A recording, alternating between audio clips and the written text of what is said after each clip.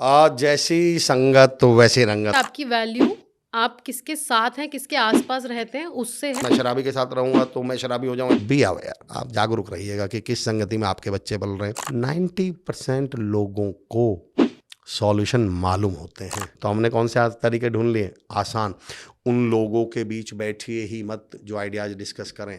आप कभी भी देखिएगा जब जब फ्रीडम की बात हुई तो बात ये हुई कि हम कैसे भी कपड़े पहने, ये नहीं हुई कि हम कोई सा भी कोर्स करें। हम सब कहीं ना कहीं जानते हैं कि हमारा जो ग्रुप है, जिन लोगों में हमारा उठना बैठना है, वो हमारे लिए अच्छे हैं या नहीं है। जिस तरह तुम सारा दिन सोफे पे पड़े पड़े रील देखते रहते हो ना, दौर का पता नहीं, एक दिन दौरा जरूर आ जाएगा। नेगेटिव बिना किसी मोटिवेशन के बोल सकते हो, तो पॉजिटिव के लिए क्यों मोटिवेशन चाहिए आपको। जो लोग आपका मजाक उड़ा रहे हैं आपकी प्रोग्रेस पे, या आप कुछ नया सीख कर आए हैं और वो आप उनसे शेयर कर रहे हैं। SMS के माध्यम से समझाना चाहता हूँ।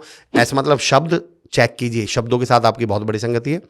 M मतलब मेडिटेशन और S मतलब संगति। क्या कोई दोस्त है जो आपकी जिंदगी में ऑक्सीजन का काम करता हो? फाइनेंशियल्स मतलब हम कितने अमीर हैं या कितने गरीब हैं, हाँ जी। ये भी डिसाइड होता है कि हम कैसे लोगों के साथ उठते बैठते बट हैं। सवाल तो ये है कि आप किस संगति में हो, किन दोस्तों के साथ हो। दोस्त होना चाहिए जो आपके साथ खड़ा रहता हो।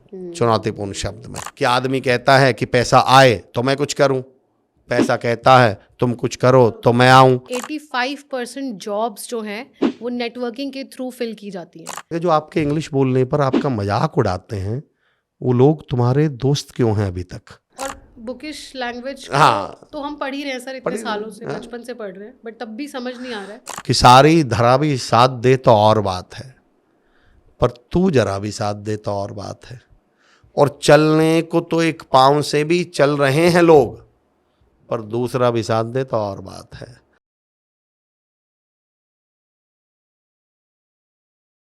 You are the average of 5 people you spend the most time with. A very famously said quote by a motivational speaker, Jim Rohn. Namaskar दोस्तों, welcome to the ULC, the ultimate lifestyle change with me, Priyanka. I'm a journalist by profession and a Reiki healer by passion. चलिए podcast की शुरुआत ही एक गहरी सोच के साथ कर लेते हैं। क्यों ना एक पेन और पेपर लेके बैठें और उन 5 लोगों के नाम लिखें जो आपके साथ इंटरैक्ट करते हैं, जिनके साथ आप उठते बैठते हैं, चाहे वो वर्चुअली हो या फिर फिज़िकली हो, जिनके साथ आप बात करते हैं, जिनकी बात आप सुनते हैं या अपनी बातें डिस्कस करते हैं। कोई भी ये 5 लोग हो सकते हैं, आपके फ्रेंड्स, फैमिली, मे बी कोई सेलिब्रिटी जिसको आप सोशल मीडिया पे फॉलो करते हैं। आप इनके नाम लिखिए, साथ साथ पॉडकास्ट को एंजॉय करिए और जो भी टिप्स हमारे एक्सपर्ट आपको देंगे उससे रिलेट कर पाएंगे आप कि अब आपको लाइफ में करना क्या है। आज के जो हमारे गेस्ट हैं, he is a very interesting guy and his style of telling things, the logic behind every suggestion is very very effective. He is a motivational speaker, keynote speaker, and a corporate trainer. Joining us today is Mr. Amar Chaudhary. Welcome, sir. Thank you so much ma'am, thank you so much, बहुत बहुत आभार, बहुत बहुत धन्यवाद। Thank you so much, आपने हमारे लिए time निकाला। बहुत बहुत शुक्रिया ma'am, thank you so much मुझे यहाँ बुलाने के लिए। सर, जैसा कि आज का टॉपिक है the power of surrounding yourself with the right people. Right people, yes. हाँ, अक्सर सुना है कि जैसी संगत वैसी रंगत, तो इस पे आपके क्या विचार है सर? जैसी संगत तो वैसी रंगत मैम, तमाम हम, मुझे लगता है सैकड़ों सालों से हम ये बात सुनते आ रहे हैं, लेकिन जैसा कि आपने मेरे इंट्रोडक्शन में कहा कि मैं चीज़ों को बड़ा इंटरेस्टिंग और बड़ा सिंप्लीफाई करके बताऊंगा। एक्चुअली बीइंग अ पॉडकास्टर या बीइंग अ स्पीकर, हम लोगों का फ़र्ज क्या बनता है कि हम जो मुश्किल बातें हैं ना, जो किताबों में लिखी हुई हैं, जो बुकिश बातें हैं, हम उनको सिंप्लीफाई और इंटरेस्टिंग बनाएं। तो मैं उस अंदाज में आपको बताता हूँ, जैसी संगत वैसी रंगत। प्रियंका मैम, मुझे एक बात बताइए, मैंने एक प्लॉट लिया 10 लाख रुपए का, और मैं तमाम अपने सुनने वालों से भी पूछता हूँ, अगले दिन उसी प्लॉट की जड़ में कोई कब्रिस्तान या शमशान घाट खुल गया, प्लॉट की कीमत बताइए, प्लॉट की वैल्यू बताइए। नहीं लेगा कोई, जीरो, खत्म।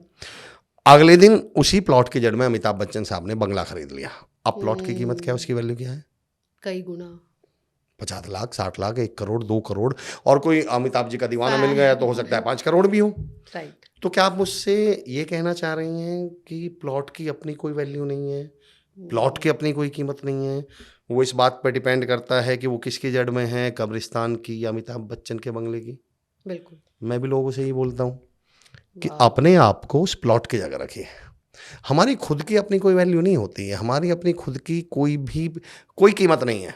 सवाल ये है आप जड़ में किसके हैं, कैसे लोगों की जड़ में हैं। तो आप अपने टैलेंट की बात करें, आप अपनी मेहनत की बात करें, आप अपनी इमेज की बात करें, सवाल ये आप किन लोगों की जड़ में हैं। और जैसे आपकी जड़ बदलती है, अच्छा अभी मेरा एक फ़ोटो आए, अभी आपके पॉडकास्ट के बाद सोशल मीडिया पे मेरा एक फ़ोटो आता है, आपका एक फ़ोटो आता है नरेंद्र मोदी जी के साथ। तो जब तक आप घर पहुंचेंगे तो पूरा गांव, पूरा मोहल्ला, पूरा रोहिणी वहाँ इकट्ठा बैठा हुआ होगा, अरे प्रियंका जी से मिलना है, प्रियंका जी से मिलना है। अगले दिन आपका एक फ़ोटो आता है, मेरा एक फ़ोटो आता है ओसामा बिन लादेन के साथ, तो भी वहाँ सैकड़ों लोग होंगे, पर वो यूनिफॉर्म में होंगे, पुलिस में, और हमें पकड़ने आए होंगे।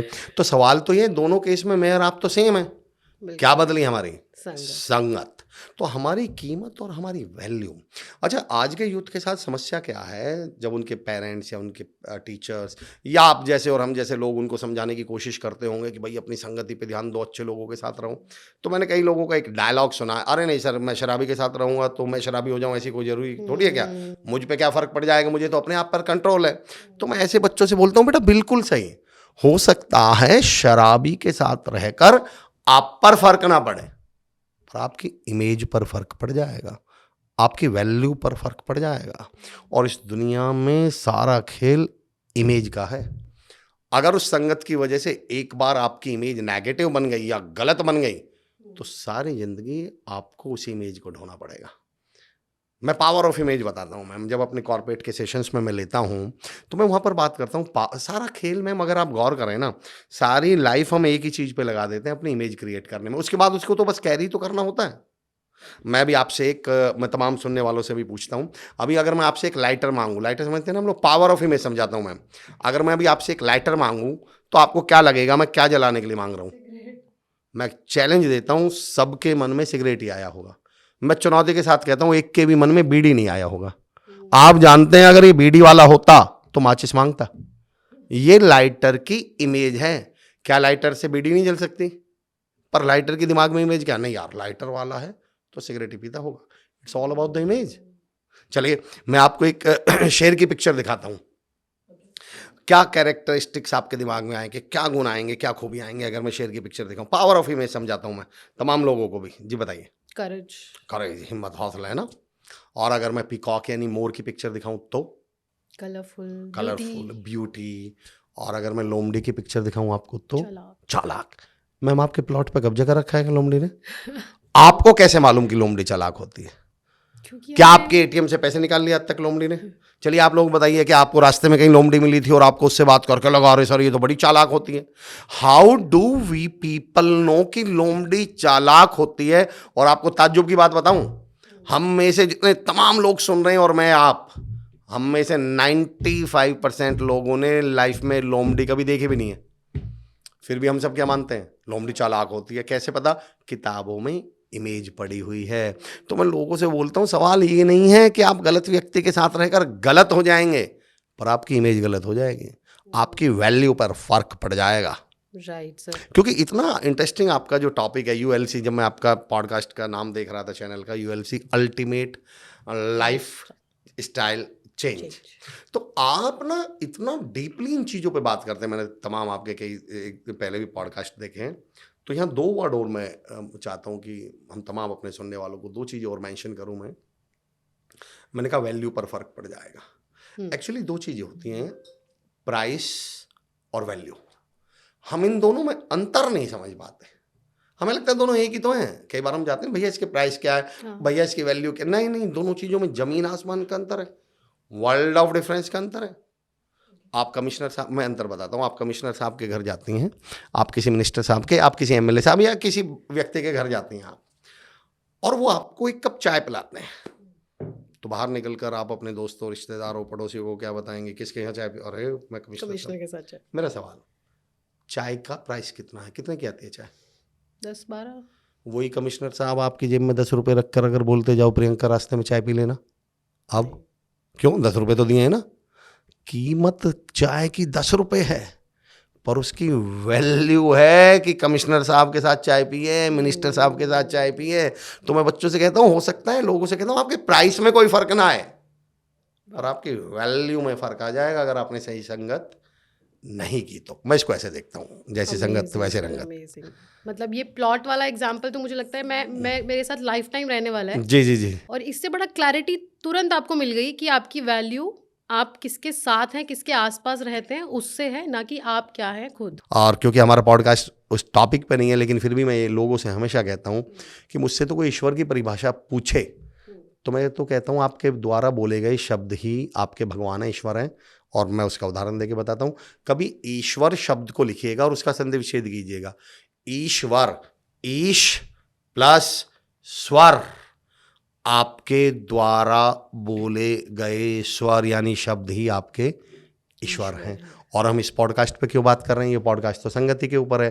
तो मैं हमेशा कहता हूँ संगति केवल इंसान की नहीं होती, संगति शब्दों की भी होती है। हम लोग क्या सोचते हैं, हमें लगता है कि व्यक्ति की संगति की बात चल रही है। नहीं नहीं, मैं कहता हूँ ये भी पता कीजिए आप किन शब्दों की संगति में रह रहे हैं, किन विचारों की संगति में रह रहे हैं, किन किताबों की संगति में रह रहे हैं, इवन किन ऑब्जेक्ट्स की संगति में रह रहे हैं। अगर आप शराब के ठेके की संगति में रहेंगे, आप शराब की बोतल की संगति में रहेंगे। मैं एक कोट, पता नहीं यहाँ काम आएगा या नहीं, लेकिन मुझे बड़ा अच्छा लगता है। 15-20 साल पहले जब इतना इंटरनेट नहीं हुआ करता था, पेरेंटिंग पे मैंने एक बड़ी खूबसूरत लाइन सुनी थी कि आपने देखा था उस समय एक नया दौर शुरू हो रहा था। इवन दोनों हस्बैंड वाइफ जॉब के लिए जाने लगे थे, वर्किंग पे जाने लगे थे, बच्चे घर पे अकेले थे, तो कोई मेड रख ली, कोई बाई रख ली। और बच्चे को बॉटल होती थी, दूध की बॉटल जब बच्चा रोया तो, अब मोबाइल जैसे बच्चे को नहीं पकड़ा देते, बच्चा रोया तो क्या दे देती है मम्मी? सबसे पहले मोबाइल। उस समय बॉटल दे दी करते थे, अब उस मोबाइल को मान लो। तो मैंने एक बड़ी अच्छी लाइन पढ़ी थी कि जो बच्चे बाई और बॉटल के सहारे बड़े होते हैं, वो बड़े होकर बाई और बॉटल के साथ पड़े होते हैं। अच्छा। हाँ, उनकी ज़िंदगी फिर बाइयों के साथ, अब बाई हैं समझ लीजिए, मोहतरमाएँ समझ लीजिए, कन्याएँ समझ लीजिए, और बॉटल, दूध की बॉटल शराब की बॉटल में बदल जाएगी। जब आपने बचपन में संगति उनको किसकी दी है, तो वो आपकी संगति में तो रहे नहीं। तो परवरिश जब आप बच्चों की कर रहे हो, तो मैं तो तमाम पेरेंट्स से भी कहूँगा कि अभी से पता कर लीजिएगा कि आपके बच्चे किसकी संगति में हैं। अगर वो दूध की बोतल की संगति में, अब यहाँ मैं नहीं कह रहा कि दूध की बोतल में पिलाई, मैं उदाहरण दे रहा हूँ कि जब जब बच्चा रोया दूध की बोतल लगा दी, यानी आप तो उसके साथ थे ही नहीं, इजी वे आउट ढूंढ लिया। हाँ, इजी वे ढूंढ लिया। तो जो बच्चा बोतल की संगति में पड़ा है, बड़ा हुआ है, वो बड़ा होकर बोतल की संगति में ही पड़ा रहेगा। बोतल बदल जाएगी, दूध की बोतल से वो शराब की बोतल बन जाएगी, दारू की बोतल बन जाएगी। तो बी अवेयर, आप जागरूक रहिएगा कि किस संगति में आपके बच्चे पल रहे हैं। हम संगति को, प्रियंका मैम, केवल इंसान से जोड़ लेते हैं। तो मैं कहता हूँ नहीं नहीं नहीं, आपको पता करना पड़ेगा शब्दों की। अच्छा, मैं और आप बैठे हैं यहाँ और आप बिल्कुल चुप रहें और मैं चुप रहूँ, तो फिर क्या फ़र्क पड़ता है? फिर संगति कहाँ हुई? संगति तो एक्चुअल में क्या होती है? एक्शन की संगति, शब्दों की संगति। तो वो व्यक्ति की बजाय, मुझे मान लो मैं म्यूजिक ऐसा सुन लूँ, अब आजकल तो माशाल्लाह तमाम गाने भी कैसे आते हैं, उन्हें ऐसा लगता है कि बंदूक के बिना तो बात ही नहीं हो रही, थाने गोलियों के बिना तो बात ही नहीं हो रही कि ये कर देंगे वो कर देंगे। अब आप सारा दिन ऐसा संगीत सुनेंगे तो कैसे संगीत की संगति में हुए आप? कैसे शब्दों की संगति में हुए? कैसे थॉट्स की संगति में हुए? किन किताबों की संगति में? ये तमाम चीज़ें आपको देखनी पड़ेंगी। सर, ये तो बात समझ आ गई कि आपकी संगति डिसाइड करेगी कि आपकी वर्थ क्या है। बिल्कुल है, डेफिनेटली। तो अब ये एक इंसान कैसे जाने कि मेरी संगति अच्छी है या बुरी है? अब मैं समझता हूँ प्रियंका मैम, दिल पे मतलब सही बताऊँ ये दुनिया का सबसे बड़ा झूठ है अगर कोई ये कहे कि मुझे पता नहीं चल रहा कि मेरी संगत। सबको पता होता है एक्चुअली। हम लोग, अभी आपने एक बड़ा अच्छा वर्ड यूज किया था, हम लोग बड़ा इजी वे ढूंढते हैं हर चीज़ के लिए। मैं चैलेंज के साथ कहता हूँ 97% केस में हमको पता होता है। हाँ, 97% केस में। लेकिन मैं कहता हूँ हम हमेशा आसान तरीके ढूंढते हैं, और आसान तरीका क्या है? चीज़ों को टाल देना, चीज़ों को इग्नोर कर देना। मैं एक रियल इंसिडेंस बताता हूँ, पहले तो हमको पता होता है, इसके ऊपर बताता हूँ। और बड़ा मुश्किल एग्जाम्पल है, शायद मैं 1-2 पॉडकास्ट में ही कहा हूँ, मैं बड़ा मुश्किल से इस एग्जाम्पल को कोट करता हूँ क्योंकि इसको समझना, पर मुझे उम्मीद है जो लोग यूएलसी की ऑडियंस है वो इसको समझेगी। मैं एक बार होटल में स्टे कर रहा था, रात के 9-9:30 बज रहे थे, मैं बाहर वॉक के लिए आया तो मैंने देखा एक लड़का कुछ ढूंढ रहा है। पहले मैं उसमें आ रहा हूँ कि हम आसान तरीके ढूंढते हैं, तो मैंने कहा क्या हुआ? बोले सर मेरी अंगूठी खो गई।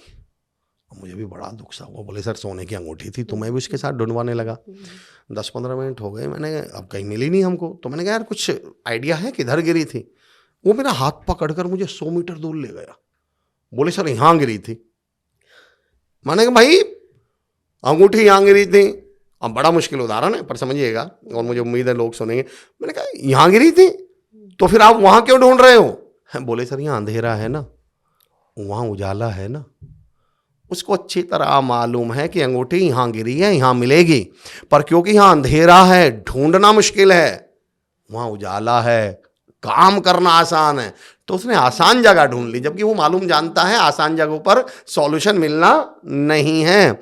हमको मालूम है कि जो हम कर रहे हैं उससे ना कामयाबी मिलनी, ना सॉल्यूशन मिलना, ना हमारा पर्पस सॉल्व होना, पर आसान है, करे जा रहे हैं। आप कह रहे हैं कि जहां हमें कंफर्टेबल लग रहा है बहुत ज्यादा, तो वो संगति। हाँ, वो संगति है भाई। 4 लोगों के बीच बैठे हो, आप गप्पे चल रहे हैं, आपको मजा आएगा, आप क्यों वहां से उठना पसंद करोगे? लेकिन जब 4 आप ऐसे लोगों के बीच बैठेंगे, the people who discuss ideas, the people who discuss about business, the people who discuss about growth, तो वहां थॉट प्रोसेस में आपको दम लगाना पड़ेगा, एफर्ट लगाने पड़ेंगे, जोर लगाने पड़ेंगे। और मैं तो कहता हूँ वही तो नहीं लगाने। जब कोई मेरे पास आता है और मुझसे बोलता है सर मैं बहुत प्रॉब्लम में हूँ, मुझे हल चाहिए, सॉल्यूशन चाहिए, तो मेरा पहला सवाल पता है क्या होता है? मैंने कहा मेरे दोस्त सच में हल चाहिए क्या? वो बोलता है सर मतलब? मैंने कहा यार अगर मैंने तुम्हें हल दे दिया तो वो तुम्हें खेत में चलाना भी तो पड़ जाएगा। हल समझते ना, वो खेत में चलाना होता है। 90% लोगों को सॉल्यूशन मालूम होते हैं, उन्हें मालूम होता है कामयाब होना है, मेहनत करनी पड़ेगी। उन्हें पता है ये एग्ज़ाम टॉप करना है, जॉब लेनी है, तो मैं रात को 2-2 घंटे, 6-6 घंटे, 10-10 घंटे पढ़ना पड़ेगा। उन्हें पता होता है वेट घटाना है तो डाइट पे जाना पड़ेगा। किसको मैं अच्छा गूगल के ज़माने में ये किसको नहीं पता कि क्या करें, मुझे बताना जरा। इंग्लिश सीखनी है, किसको नहीं मालूम कैसे सीखी जाएगी? वेट घटाना है, किसको नहीं मालूम कि कैसे घटाया जाएगा? आपको एग्ज़ाम क्रैक करना है, किसको नहीं मालूम कैसे क्रैक किया जाएगा? सबको मालूम है, पर सवाल ये मेहनत कौन करे? तो हमने कौन से तरीके ढूंढ लिए? आसान। उन लोगों के बीच बैठिए ही मत जो आइडियाज डिस्कस करें, नहीं तो टास्क दिए जाएंगे, बातें होंगी, अगले दिन क्वेश्चन पूछा जाएगा, और यही तो हमसे नहीं झेलना। एक टॉपिक से अलग एक एग्जांपल देता हूँ, वो बिल्कुल कनेक्टेड नहीं है, पर मैं यहाँ इस बात से कनेक्ट करवाना चाहता हूँ। आपने आज की जनरेशन में वो लोग देखे कुत्ते को बड़ा पसंद करते हैं, और वो कहते हैं इंसान तो गद्दार होता है, बेवफा होता है, कुत्ता क्या होता है? वफादार होता है। मैं कहता हूँ पता है लोगों को कुत्ता क्यों पसंद है? क्योंकि वो लोगों के लेट आने पे ये नहीं पूछता आप लेट क्यों आए हो, वो शराब पी कर आने पे ये नहीं पूछता शराब क्यों पी कर आए हो। कुत्ता आपसे ये कहता ही नहीं कि भैया सुबह जल्दी उठ के एक्सरसाइज कर ले। कुत्ता आपसे ये कहता ही नहीं कि भैया ये मत खाया कर जो तू खा रहा है, तबीयत खराब हो जाएगी। कुत्ता आपसे कहता ही नहीं कि मेहनत नहीं करेगा तो बर्बाद हो जाएगा। कुत्ते को 2 रोटी डाल लो, कुत्ता भी चुप, आप भी चुप। लोगों को एक्चुअली क्वेश्चन से ऐतराज है, लोगों को टोके जाने से। टोका मतलब ये नहीं कि क्यों जा रहे हो, उन्हें ही ऐतराज है भाई 12 बजे तक क्यों सो रहे हो, सुबह जो उठ जाओ। इसलिए उन्हें घर वाले भी बुरे लगते हैं, उन्हें हर वो इंसान बुरा लगता है जो उन्हें ग्रोथ के लिए टोकेगा, उन्हें वो, और फिर वो डायलॉग मारेंगे। I started my career as a spoken English teacher, तो उस समय एक टॉपिक दिया करता था nuclear family versus joint family. ये डिबेट बहुत आज से 20 साल पहले ना ये टॉपिक हुआ करता था, बड़ा हॉट टॉपिक। 99% लोगों का, और ख़ास तौर से मेरी बेटी है 12th क्लास में, लेकिन फिर भी बच्चियों का जवाब बताता हूँ क्या होता था। Sir nuclear family. तो मैं पूछता था क्यों? Because there is freedom. अच्छा, मैंने कहा कैसे? बोले sir there is nobody to stop us, कोई पूछने वाला नहीं है कि लेट। तो मैंने कहा अच्छा तुम्हें फ्रीडम इस बात के लिए चाहिए कि जब आप रात को 10 बजे आओ तो कोई पूछे ना। मैं सोचता था ये कहेंगे कि फ्रीडम इस बात के लिए चाहिए कि हमें कलेक्टर बनना हो तो कोई रोके ना, हमें कुछ काम बिजनेस शुरू करना हो तो कोई रोके ना। उनका कहना है कि कपड़ों पर कोई ना रोके टोके, और हम लेट आए तो ओह। तो मैंने कहा अच्छा फ्रीडम वो वाली। आप कभी भी देखिएगा जब जब फ्रीडम की बात हुई तो बात ये हुई कि हम कैसे भी कपड़े पहने, ये नहीं हुई कि हम कोई सा भी कोर्स करें। ये कभी तो हमें वो लोग संगति बुरी लगने लगती है जो हमसे पूछती है, जो हमसे कहती है भाई ऐसा मत करो, ऐसा कर लो। आप बुरे लोगों के बीच बैठिए, उन्हें कोई लेना देना ही नहीं आपसे। वो तो कहेंगे अरे छोड़ बेटा, गप्पे मारेंगे, ताश खेलेंगे, शराब पियेंगे, ये बातें करेंगे, फलानी ढिकनी। उसमें उन्हें मजा आने लगता है, कोई रोकने वाला नहीं, कोई टोकने वाला नहीं।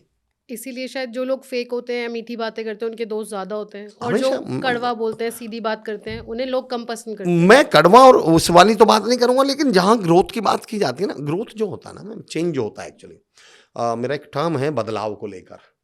मैं बदलाव को कभी भी बदलाव नहीं बोलता, मैं बदलाव को बोलता हूं बदलाभ।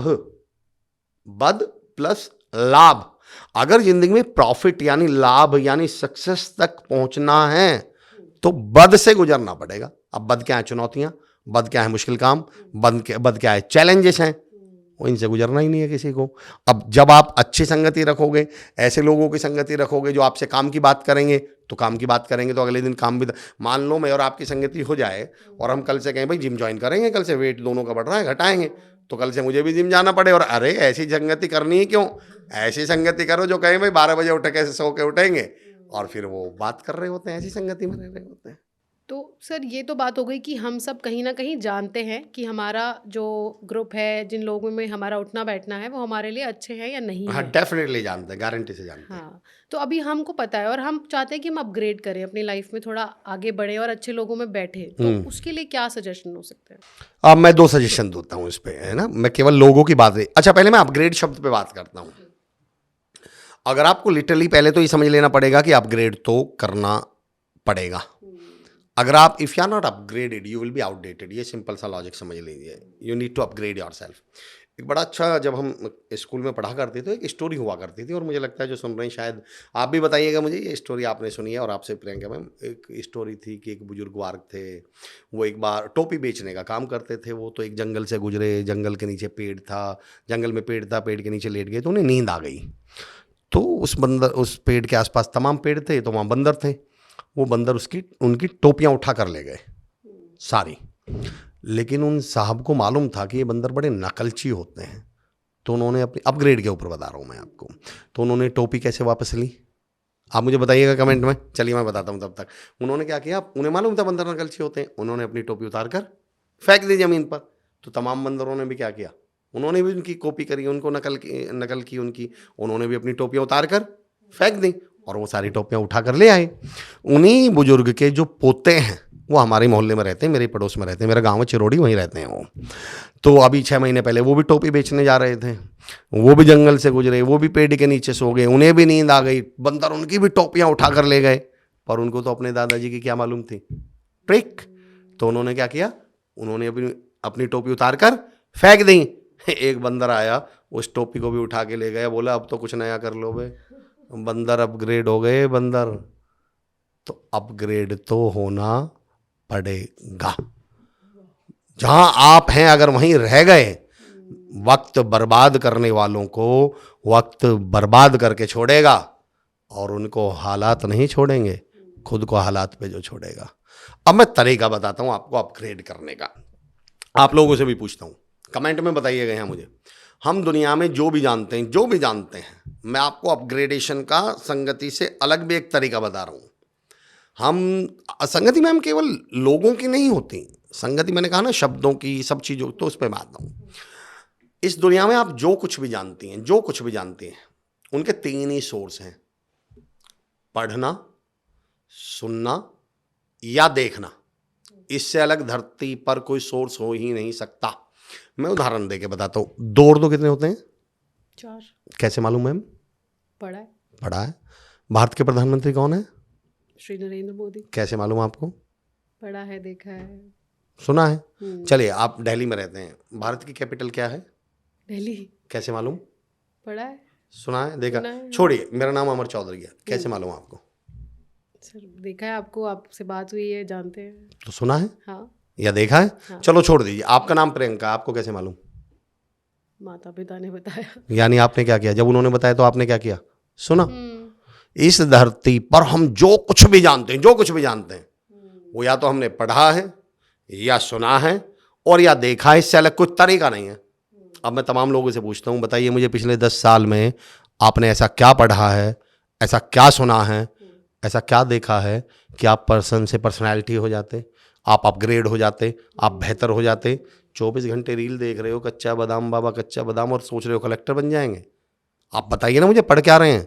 मुझे बताइए आपने पिछले 5-10 साल में ऐसा क्या पढ़ लिया, ऐसा क्या सुन लिया, ऐसा क्या देख लिया। मैं सपना चौधरी जी की बहुत इज्जत करता हूँ, बहुत उनसे संघर्षशील, मतलब मैं उनको बहुत रिस्पेक्ट करता हूँ। पर मैं एक डायलॉग बोलता हूँ कि भैया बनना अमर चौधरी चाह रहे हो, देख रहे हो सपना चौधरी को, कैसे काम चलेगा?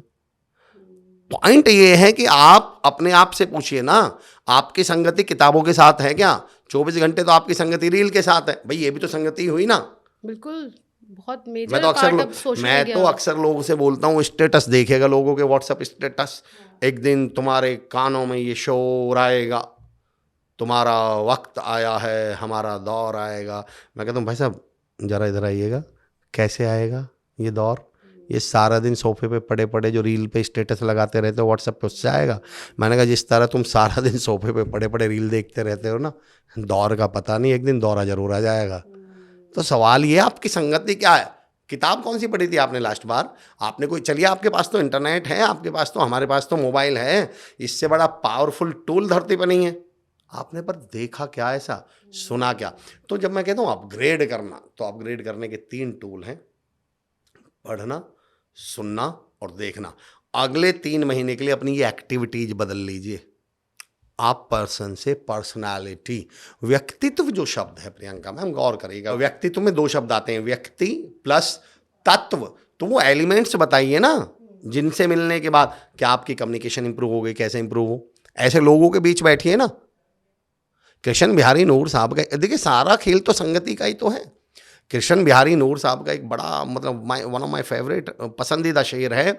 वो कहते हैं महाभारत के कॉन्टेक्स्ट में कि सारी बातें छोड़ दो। कृष्ण बिहारी नूर एक शेर पढ़ते हैं कि जब तेरी संगत में थे ए कृष्ण, तो फिर पांडव कैसे जुआरी हो गए? बोले सारी बातें छोड़ो, आप तो ये बताओ, जब पांडव 24 घंटे से ज़्यादातर का समय आपके साथ गुजरता था, तो वो जुआ खेले कैसे, वो जुआरी बने कैसे?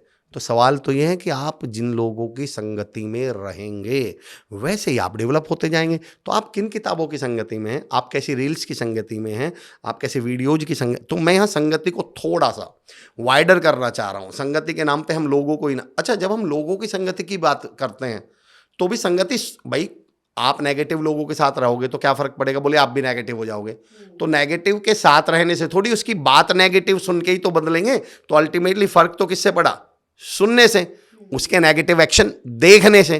तो हो सकता है अब आप व्यक्ति को हटा दीजिए, पर अगर आप किसी और माध्यम से भी नेगेटिव चीजें देख रहे हैं, सुन रहे हैं, तो अल्टीमेटली आप क्या हो जाने हैं? नेगेटिव होते चले जाएंगे। तो अब आप देखिएगा उसका असर हम लोगों को दिखता है। तो अगर आप अपग्रेड करना चाहते हैं तो मैं आपको 3 चीजें दे रहा हूं। मैं एक मैसेज, आपने कहा कि मैं क्या मैसेज देना चाहता हूँ, तो मैसेज को ना पहले हम एसएमएस बोला करते थे, जब वो कीपैड वाले मोबाइल चलते थे ना, एसएमएस आया है। तो मेरा मैसेज भी एसएमएस है, एसएमएस ही मेरा मैसेज है। SMS, एस फॉर शब्द। आप अपने शब्दों की संगति बदल लीजिए। मैं अक्सर एक लाइन बोलता हूँ कि कोई भी नेगेटिव बात बोलने से पहले 100 बार सोचिएगा, क्योंकि आपकी जुबान के सबसे ज़्यादा करीब आपके खुद के कान हैं, सामने वाले के तो 3-4 फीट दूर है। अगर मैं नेगेटिव बोलूं तो आप तक पहुंचने में तो फिर भी 4-5 फीट का दूरी तय करनी पड़ेगी उन नेगेटिव शब्दों को। मेरे तो 4 इंच दूर हैं। तो अपने शब्दों की तो 24 घंटे आप संगति कर रहे हैं ना, छोड़ दी। अपने थॉट्स की संगति तो आपके साथ 24 घंटे है ना। अब मैं एक पॉइंट देता हूं यहाँ। जब लॉकडाउन चल रहा था तो हमारे कई दोस्त बोलते, अरे यार पक गए, बोर हो गए यार, अकेले अकेले ना पड़े पड़े पक गए, बोर हो गए। तो मैं अपने दोस्तों से बोलता था, एक काम कर, अपने जितने भी रिश्तेदार और दोस्त हैं उन्हें फ़ोन अभी करो और उन्हें धन्यवाद दो, आभार दो। बोले किस चीज़ के लिए? मैंने कहा सोच, तुम खुद की संगति में केवल 10-12 दिन रहे हो और तुम पक चुके हो अपने आप से। तो सोचो तुम कितनी बोरिंग पर्सनैलिटी होगे, तुम कितनी झिलाऊ पर्सनैलिटी होगे। और हमारे दोस्त हमें झेल रहे हैं इतने समय से। हम जो जब आप खुद के साथ रहकर पक गए तो सोच के देखो हम कितने पके हुए पकाऊ लोग हैं, और हमारे साथ दुनिया निभा रही है, रिश्तेदार निभा रहे हैं, दोस्त निभा रहे हैं। तो आप खुद की संगति के साथ तो 24 घंटे ही हो ना। तो अपने थॉट्स के बारे में सोचिए। मैं कहता हूँ थॉट्स अगर नेगेटिव आ भी जाएं, मैं किसी मतलब दूसरे टॉपिक है इस पर नहीं जाऊँगा, लेकिन अगर थॉट्स नेगेटिव आ भी जाएं तो मैं कहता हूँ शब्द नेगेटिव नहीं आने चाहिए। आप समझना मेरी बात को। अगर थॉट्स नेगेटिव आ भी जाएं, आप थॉट्स आपके एक्चुअली, अगर मैं अभी आपसे कहूं कि प्रियंका मैम पॉजिटिव सोचो, तो यहाँ कोई बटन थोड़ी लगा है कि प्रियंका मैम, पर अगर मैं कहूं प्रियंका मैम पॉजिटिव बोलो, ये आपके हाथ में है। तो पहला शब्द, 3 तरह के शब्द बोलें, पवित्र बोलें, पावरफुल बोलें। अपने शब्द कैसे होने चाहिए? पॉजिटिव बोलें। बस इतना कर लीजिए मेरे कहने से, इतना कष्ट उठाना है। अच्छा, लोग इस पर क्रॉस क्वेश्चन क्या करते हैं, सर पॉजिटिव बोलने से हम पॉजिटिव हो जाएंगे क्या, हमारी ज़िंदगी बदल जाएगी क्या? मैंने कहा यार नेगेटिव बोलने से भी ऐसा, तो मतलब अगर नेगेटिव बोलने से नेगेटिव हो सकते हो तो पॉजिटिव बोलने से अच्छा, अजीबोगरीब बात देखिए, पॉजिटिव बोलने के लिए हमें मोटिवेशन चाहिए, पवित्र बोलने के लिए हमें क्यों बोलें जी? मैंने कहा भाई नेगेटिव बोलने के लिए क्यों बोल रहे हो, जरा ये भी बता दो हमें। नेगेटिव बोलने के लिए भी किसी ने मोटिवेट किया था क्या? तो जब आप नेगेटिव बिना किसी मोटिवेशन के बोल सकते हो तो पॉजिटिव के लिए क्यों मोटिवेशन चाहिए आपको? तो पहला तो मेरा ये कहना। अच्छा, जब मैं ऐसी बात बोलता हूँ पॉजिटिव बोले, पवित्र बोले, पावरफुल बोले, तो एक कॉर्पोरेट में मैं सेशन ले रहा था, एक साहब खड़े होकर बोले, अरे सर ये तो सब बोलने की बातें हैं, बोलने से क्या होता है? मैंने कहा और भाई नालायक बदतमीज क्या हाल है तुम्हारे? बोले ये क्या बदतमीजी, आपने ऐसे कैसे बोल दिया? मैंने कहा भाई साहब बोला ही तो है, बोलने से क्या होता है, आप ही कह रहे थे। अजीबोगरीब बात देखिए, जिस इंसान से आप मिलोगे प्रियंका जी, उससे बोलो कि यार तुम अपने दोस्त से बोलचाल, मतलब दोस्त के घर क्यों नहीं जाते आजकल? अरे बोले उसने मुझसे ऐसा बोल दिया था, मेरी उससे बोलचाल बंद हो गई। अच्छा बोले बॉस से नाराज़ क्यों हूँ? बोले बॉस ने मुझसे एक दिन ऐसा बोल दिया था। अच्छा बोले हस्बैंड और वाइफ से क्यों नहीं बन रही आपस में? बोले उसने मुझे ऐसा बोल दिया था। तमाम लोग बोलने के ऊपर अपने रिश्तेदारों से, दोस्तों से, इस पूरी दुनिया से मुंह फुलाए घूम रहे हैं, और वही फिर सेमिनार हॉल में और पॉडकास्ट में बैठ के क्या बोलते हैं, बोलने से क्या होता है। मैंने कहा भाई साहब बोलने से कुछ नहीं होता तो जाओ दोस्त के घर, बोलने से कुछ नहीं होता तो जाओ करो बात वाइफ से, हस्बैंड से, बोलने से कुछ नहीं होता तो मिलो बॉस से जाकर। इसका मतलब बोलने से होता तो बहुत कुछ है। तो पहली रिक्वेस्ट है एसएमएस में एस, अपने शब्दों पे काम करिए, पॉजिटिव बोलिए। M, meditation. यस, आप जब खुद की संगति की मैं बात करता हूं तो खुद की संगति में दूसरा पॉइंट आता है थॉट्स। और ये एक दिन में तो मैम नहीं, ऐसा नहीं। अच्छा मेडिटेशन की बात करो, पूजा पाठ की बात करो, तो लोग अक्सर एक सवाल पूछते हैं, सर क्या हो जाता है मेडिटेशन से, पूजा पाठ से क्या हो जाता है? हम लोग पवित्र, आप किसी भी धर्म को मानने वाले हो, पर इबादत से, पूजा पाठ से क्या हो जाता है? एक मुझे बड़ा अच्छा लगता है एग्जाम्पल, वन ऑफ माई, मेरे ये सवाल मेरे भी मन में था से 12-15 साल पहले। तो मैंने भी किसी से एक सवाल पूछा, मुझे सुनने के लिए उन्होंने एक उदाहरण सुनाया। मैम एक व्यक्ति ने, एक लड़के ने, मैं कहूँगा एक युवा ने, एक गुरु से पूछा कि सर पूजा पाठ से क्या होता है? मेरा मन तो लगता ही नहीं, क्या फ़ायदा क्या होता है पूजा पाठ से, भगवान मिल जाते, क्या हो जाता है? तो एक बाल्टी थी उनके पास, आश्रम था, पहले चूल्हे चलते थे, राख की बाल्टी थी वो, और उसमें छेद थे बाल्टी में, तो राख भर दिया करते थे, फूटी हुई सी बाल्टी थी तो राख भर दिया करते थे उसमें। तो उन्होंने कहा इस राख को फेंक कर ना जा नदी में से इस बाल्टी में पानी भर ला। तो राख उसने फेंक दी, तो फेंक तो दी लेकिन फिर भी वो राख तो लगी रह जाती है ना। तो वो पानी भरने गया, लेकिन जब तक पानी लेकर आया तो पानी तो सारा ढुल गया क्योंकि फूटी हुई थी। गुरुजी ने कहा फिर से ले आ। अरे बोले गुरुजी पानी तो आया ही नहीं। बोले चल फिर से ले आ। वो फिर गया, फिर जब तक यहाँ आए तो ख़त्म हो जाए, पानी तो वहाँ तक पहुँचा ही नहीं। अब 2-3 बार वो गया, यहाँ तक आए, लेकिन तब तक पानी रास्ते में ही ढुल जाए, खत्म निकल जाए वो तो। अरे बोला गुरुजी क्या फ़ायदा हो रहा है इससे, पानी यहाँ तक तो आ ही नहीं रहा। गुरुजी ने कहा ध्यान से देख, बेशक वहाँ से यहाँ तक पानी नहीं आया, पर इस बाल्टी के अंदर की राख साफ हो गई। तो ये जो मेडिटेशन है ना, इससे ऐसा नहीं आप मोक्ष को प्राप्त कर, हम अच्छा मेडिटेशन की जैसे ही बात करोगे तो आदमी को क्या लगता है हिमालय पे जाके सीधे भगवान से ही तार जोड़ने। मैंने कहा भाई साहब आप नॉर्मल अपने आप को शांत करने के लिए भी तो मेडिटेशन कर। अच्छा मेडिटेशन से एक्सपेक्टेशन ही क्या है, बस अब मैं ऋषि मुनि बन जाऊंगा, ध्यान नहीं भटकेगा मेरा। भैया आप भगवान को प्राप्त नहीं कर लेंगे, मोक्ष को प्राप्त नहीं कर लेंगे, पर जो अंदर की राख है, अंदर की जो गंदगी है, अंदर का जो बेचैनी है, वो आपकी थोड़ी थोड़ी धीरे धीरे शांत होने लगेगी। आपकी खुद की संगत खूबसूरत हो जाएगी खुद के साथ। शब्द पे काम करिए, थॉट्स पे। और लास्ट है SMS, और लास्ट वाला S है संगति। फिर वो लोग देखिए आप किनके साथ बैठ रहे हो, सारा प्रभाव तो उनका ही पड़ना है ना भाई, आप ही तो तय करते हो ना। अजीब एक मेरे बड़े अच्छे भाई हैं, उन्होंने मुझसे एक सवाल पूछा कि हमारे भाई कि कोई हमसे नेगेटिव बात करे तो हम क्या करें, क्योंकि तमाम दुनिया है नेगेटिव बात करे तो क्या करें। मैंने कहा यार भगवान ने आपको 2 हाथ दिए हैं, इन दोनों हाथों को उनके सामने जोड़ के बोलो कि भाई साहब बहन जी हमारे सामने नेगेटिव बात मत करो। बोला भैया वो फिर भी ना माने तो मैंने कहा यार उसी भगवान ने तुम्हें 2 पैर भी दिए हैं, उनका प्रयोग करो और वहां से निकल जाओ। आप दीवार थोड़े ही हो। ये माइक जो है, मैं और आप नेगेटिव बात करें, क्या इस माइक के पास ऑप्शन है यहां से उठ के चला जाए?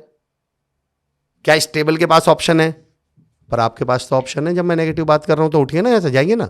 आप नेगेटिव बात कर रहे हैं तो मैं, इसका मतलब जब आप नेगेटिव लोगों के बीच बैठकर बात कर रहे हैं तो मजे आपको भी आ रहे हैं। मुझसे जब मैं इंग्लिश पढ़ाया करता था, एक बच्चे ने सवाल पूछा, तो उसने कहा सर जब मैं इंग्लिश बोलता हूं तो मेरे दोस्त मेरा मजाक उड़ाते हैं, क्या करूं। मुझे लगा मैं कुछ जवाब दूंगा कि भाई इंग्लिश ऐसे पर, तो मैंने उसे अलग कॉन्टेक्स्ट में जवाब दिया और मुझे उम्मीद है हमारी जो ऑडियंस है वो समझेगी। उन्होंने कहा सर जब मैं इंग्लिश में बात करता हूँ ना तो मेरे दोस्त मेरा मजाक उड़ाते हैं, मैं क्या करूँ। मैंने कहा अरे उससे पहले मेरा एक सवाल है। बोले जी क्या। मैंने कहा जो आपके इंग्लिश बोलने पर आपका मजाक उड़ाते हैं वो लोग तुम्हारे दोस्त क्यों हैं अभी तक, आइडेंटिफाई उनसे तुम्हारी दोस्ती खत्म क्यों नहीं हुई अभी तक।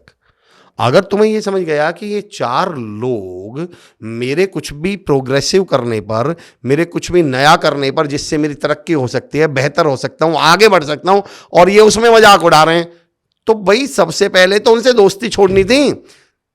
भाई मैं अपने सगे भाई को नहीं छोड़ सकता। दोस्ती तो दुनिया में एकमात्र ऐसी चीज है जो मुझे ही डिसाइड करनी है किसके साथ दोस्ती रखनी है, किसके साथ दोस्ती नहीं रखनी। तो मैं तो ये कहता हूं कि आप उनकी संगति में अभी तक हैं क्यों, और अगर आप हैं तो इसका मतलब आप खुद चाहते हैं कि कोई ऐसा हो कि आप कुछ करें और वो टोके, और फिर सारी जिंदगी आप एक बहाना बना सकें, अरे सर मैं कर तो लेता पर दोस्त मेरा मजाक उड़ाते थे। कई बार समझ नहीं आता लोगों को, और आई थिंक ये वही जवाब है कि कैसे आइडेंटिफाई करें। यस। तो जो लोग आपका मजाक उड़ा रहे हैं आपकी प्रोग्रेस पे, या आप कुछ नया सीख कर आए हैं और वो आप उनसे शेयर कर रहे हैं, खुश होने की बजाय वो आपका मजाक उड़ा रहे हैं, तो ये एक रेड फ्लैग है। देखिए 2 चीज़ें हैं। मैं प्रियंका मैं बहुत पॉजिटिव व्यक्ति हूँ। मैंने ज़िंदगी में इन चीज़ों को मैं मानता नहीं। मैं तो सही बता दूँ आपको, इन चीज़ों को मैं मानता भी नहीं हूँ। पर मैं एक उदाहरण देना चाह रहा हूँ, अगर आप समझना ही चाह रहे हैं। दुनिया मजाक उड़ाए कोई फर्क नहीं पड़ता, वो मेरे दोस्त थोड़े हैं। पर मेरे प्रोग्रेसिव काम करने पर, एक बार हम दिल्ली रहा करते थे, मैं रेंटर, मेरा गाँव है चिरोड़ी, तो दिल्ली हम लोग एक कोर्स किया करते थे। तो हमारे एक पास में बिल्कुल रूम में 2 दोस्त और रहते थे, हमारी थोड़ी दोस्ती हो गई तो वो ड्रिंक किया करते थे। तो एक दिन उन्होंने हमारे साथ जिद करी, बोले यार, मैं और रतेंद्र मेरा दोस्त है, तो हम रहा करते थे, वो बोले नहीं यार तुम्हें भी ड्रिंक करो करो करो। अरे मैंने कहा नहीं नहीं नहीं नहीं नहीं भाई, हम नहीं पीते। बोले दोस्त नहीं हो तुम, हमारे दोस्त नहीं हो, पीनी पड़ेगी। मैंने कहा तुम भी तो हमारे दोस्त हो, तुम हमारे कहने से छोड़ दो। तो दोस्त मतलब पीने के नाम के तो दोस्त हैं हम, तुम दोस्ती के नाम पे तुम छोड़ो ना हमारे साथ। अमेजिंग। तो सवाल ये है, अब अगर उनके कहने से मैं पी लूं, तो मैं तो इंतजार कर रहा था एक्चुअली कि कोई कहे फिर मैं पी लूं और फिर मैं समझाऊं। दोस्तों ने जिद कर ली थी जी। एक्चुअली जिद दोस्तों ने नहीं करी थी, आपको खुद को मालूम था कि वो दोस्त जिद करेंगे, इसलिए तो आप वहां बैठे थे। तो मैं SMS के माध्यम से समझाना चाहता हूँ। S मतलब शब्द, चेक कीजिए, शब्दों के साथ आपकी बहुत बड़ी संगति है। M मतलब मेडिटेशन, और S मतलब संगति। आप कैसे लोगों की संगत में हैं, कैसे लोगों के साथ उठते बैठते हैं। वाओ, मतलब एक बहुत बड़े मोटिवेशनल स्पीकर इस अपने सक्सेस मंत्रा में, SMS में संगति को रखते हैं। तो ये एक बहुत बड़ा, मेरी नज़र में तो दुनिया में धरती पे सबसे ज़्यादा जो महत्वपूर्ण है वो संगति है। डायरेक्ट सेलिंग में एक इंडस्ट्री होती है, उससे मैंने एक बड़ा शानदार एक चीज़ सीखी। उसमें एक एग्जाम्पल, एक स्टोरी सुनाता हूँ आपको, पावर ऑफ संगति। उसमें ऐसा होता है, मीटिंग्स होती हैं, सेमिनार्स होते हैं, या चलिए इसको हम प्रैक्टिकल कॉन्टेक्स्ट में भी समझ लेते हैं कि तो एक अपलाइन थे, मतलब एक लीडर थे, वो अपने टीम मेंबर के पास पहुंचे। अब उसने क्या किया था, उस टीम मेंबर ने पिछले 4, 6, 5 महीने से वो टीम मेंबर ना किसी सेमिनार में आ रहे थे, जब भी कोई कंपनी की मीटिंग हो ना मीटिंग में आए, जब भी कोई ऐसी पॉजिटिव टॉक वाले कोई भी प्रोग्राम हो ना उसमें आए, मीटिंग्स में ना आए, किसी चीज़ में ना आए। तो लीडर साहब उनके घर पहुंचे, तो हिमाचल की ये घटना है। तो आपने देखा वो अंगीठियाँ लगी होती हैं ऐसी जिस पर वो ताप रहे होते हैं। तो लीडर वहाँ पहुंचे, टीम मेंबर वहाँ बैठे थे, टीम मेंबर ने उनको कुर्सी पेश की, वो कुर्सी पर बैठ गए। तो उन्होंने उस मेंबर से, टीम मेंबर से कुछ नहीं कहा। उन्होंने वो एक चिमटी ली, चिमटा पकड़ा, और उस अंगीठी में से, जो अंगीठी धधक रही थी, एक कोयला निकाला और बाहर रख दिया, और तापते रहे। 2, 4, 5 मिनट बैठे रहे, चाय आ गई, चाय पी, 15-20 मिनट हो गए। तो 10-5 मिनट बाद वो जो कोयला था, जो धधक रहा था, जिसमें से आग निकल रही थी, वो 5-10 मिनट में बिल्कुल ठंडा पड़ गया, काला पड़ गया। अब उसको हाथ लगाओ तो वो क्या करे, काला कर दे हाथ को, किसी काम का तो रहा नहीं भाई, अब तो वो काला ठंडा पड़ गया। चलते समय उस टीम लीडर ने, उस लीडर ने कुछ नहीं किया, वो वापस से उस कोयले को उठाया और अंगीठी में रख दिया, अब कोयला फिर धधकने लगा, फिर उसमें आग आ गई, फिर उसमें ऊर्जा आ गई। तो उनके जो टीम मेंबर थे वो समझ गए, उन्होंने पैर पकड़ लिए, सर मैं समझ गया, आप ना वही कोयला हो, आपके अंदर जो आग है ना, हमारे अंदर जो आग है वो बेसिकली उस दूसरे कोयलों की है, उन लोगों की है जिनमें ऊर्जा है, जो पॉजिटिव बात करते हैं, जो उत्साह वाली बात। इसलिए हम कहते हैं, मेरा एक रूल है इस पर, मेरा एक नियम है कि अपना जो सराउंडिंग है वो हमेशा उन लोगों का बनाइए जो ग्रोथ की बात करते हैं, डेवलपमेंट की बात करते हैं, आइडियाज की बात करते हैं। वैसे भी एक बड़ा अच्छा कोटेशन है, इफ़ आई रिमेंबर, कि average people talk about things, ordinary people talk about people others, and great people talk about ideas. आप कभी देख लीजिएगा, आपने कहा ना कैसे आइडेंटिफाई करें प्रियंका मैम, तो उसको कनेक्ट कर देता हूँ मैं। आप देखिएगा, दो लोग बैठेंगे बात करेंगे, भाई कचौरी खाई चांदनी चौक, भाई भाई साहब क्या गुलाब जामुन है यार, मजा आ गया। They talk about things. फिर आप किन्हीं दूसरे लोगों से मिलोगे, वो दूसरों की बात करेंगे, फलां को देख रहे हैं मर्सिडीज ले आया, उधर उसका क्या जा रहा है, बदतमीज है, उसका क्या है यार। They people talk about others and great people talk. उनसे मिलिए, वो कैसी बात करेंगे, यार आजकल पॉडकास्ट का टाइम चल रहा है, क्यों ना प्रियंका मैम एक काम करते हैं, मिलके पॉडकास्ट करते हैं। मैम एक काम करते हैं कि मैं I am into motivational training, motivational speaker, और आपके जगह आपका तो मतलब बहुत अच्छे लिंक्स हैं, क्यों ना मिलके कोई प्रोग्राम ऐसा बनाते हैं कि भाई चलो भाई लोगों के साथ ऐसा कुछ काम करेंगे। They talk about ideas. तो आप पता कीजिए जिनके साथ आप बैठ रहे हैं वो कैसी बातें करते हैं, आपको पता चल इसी जाएगा। पे मैं एक फैक्ट ऐड करना चाहूँगी कि 85% जॉब्स जो हैं वो नेटवर्किंग के थ्रू फिल की जाती हैं। व्हाई नॉट, बिल्कुल। तो एक मेजर नंबर है सर, 85% जॉब्स नेटवर्किंग के थ्रू भरी जाती हैं, यानी आपके दोस्त या आपके सीनियर्स, आपके कलीग्स एक दूसरे को जॉब दिलवाते हैं। एक्चुअली उसका जो हमने थोड़ी देर पहले शुरुआत में एक बात की थी, इमेज। एक्चुअली आप अपने सीवी में झूठ बोल सकते हैं। 90% लोग सीवी में लिखते हैं ना, हाँ I am hard working workaholic, फिर वही जब काम पे जाते हैं तो बस मैनेजर बेचारा माथा ही पकड़ के बैठता है, भाई साहब टाइम पे आ जाया करो। ये जो वर्कहॉलिक थे, पता नहीं उनका वर्क कहाँ चला जाता है, हॉलिक हॉलिक दिखता है, वो एल्कोहलिक हो जाते हैं। तो मुद्दा ये है कि उनको मालूम है रेफरेंस से इसलिए ली जाती हैं, नेटवर्क से इसलिए ली जाती हैं कि जो रेफरेंस देगा उस व्यक्ति को जानता होगा, उसकी पर्सनैलिटी को, उसकी इमेज को जानता होगा। तो जाहिर सी बात है आपका नेटवर्क ही तो तय करता कहीं ना है। कहीं वो संगति से जज किया हुआ है आपको, तभी वो आपको मैं जॉब तो ऑफर होती है। मैं तो इवन ये कहता हूँ मैम कि आपकी संगति ही तय करेगी कि जिंदगी में आपकी दुर्गति होगी या प्रगति। आप दोनों शब्दों पे काम गौर कीजिएगा, दुर्गति और प्रगति, ये आपकी संगति तय करती है, आप कैसे लोग। संगत में सिर्फ फ्रेंड्स नहीं आते, आपकी फैमिली भी आती है। जैसे मैं एक एग्जांपल दूं, Milan Soman, iron man, he is a fitness enthusiast. उनकी मदर 80s में है और 83rd बर्थडे उन्होंने अपना पुशअप्स करके किया अच्छा, था। अरे वाह, क्या कमाल की तो बात है। It's not only friends, but आपकी फैमिली में भी क्या माहौल है, ये भी बड़ा मैटर करता है। अब देखिए, मैं प्रियंका मैं यहाँ मैं दो बात कहूँगा कि ये जिम्मेदारी हो सकता है कि मेरी फैमिली में वैसा माहौल ना हो, मैं ये भी मानता हूँ। देखिए, दोस्त मैं चुन सकता हूँ, मैं भाई नहीं चुन सकता, मैं मम्मी पापा तो नहीं चुन सकता भाई, मैं दोस्ती तो चुन सकता हूँ। तो ये तो कई केस में ऐसा भी हो सकता है कि मेरी फैमिली में वैसा माहौल या वैसा एटमॉस्फेयर ना हो, उस केस में तो मैं उल्टा कहता हूँ, फिर तो आपका ज़्यादा फर्ज बनता है कि ढंग के दोस्त चुनो भाई, फिर तो आपका ज़्यादा फर्ज बनता है।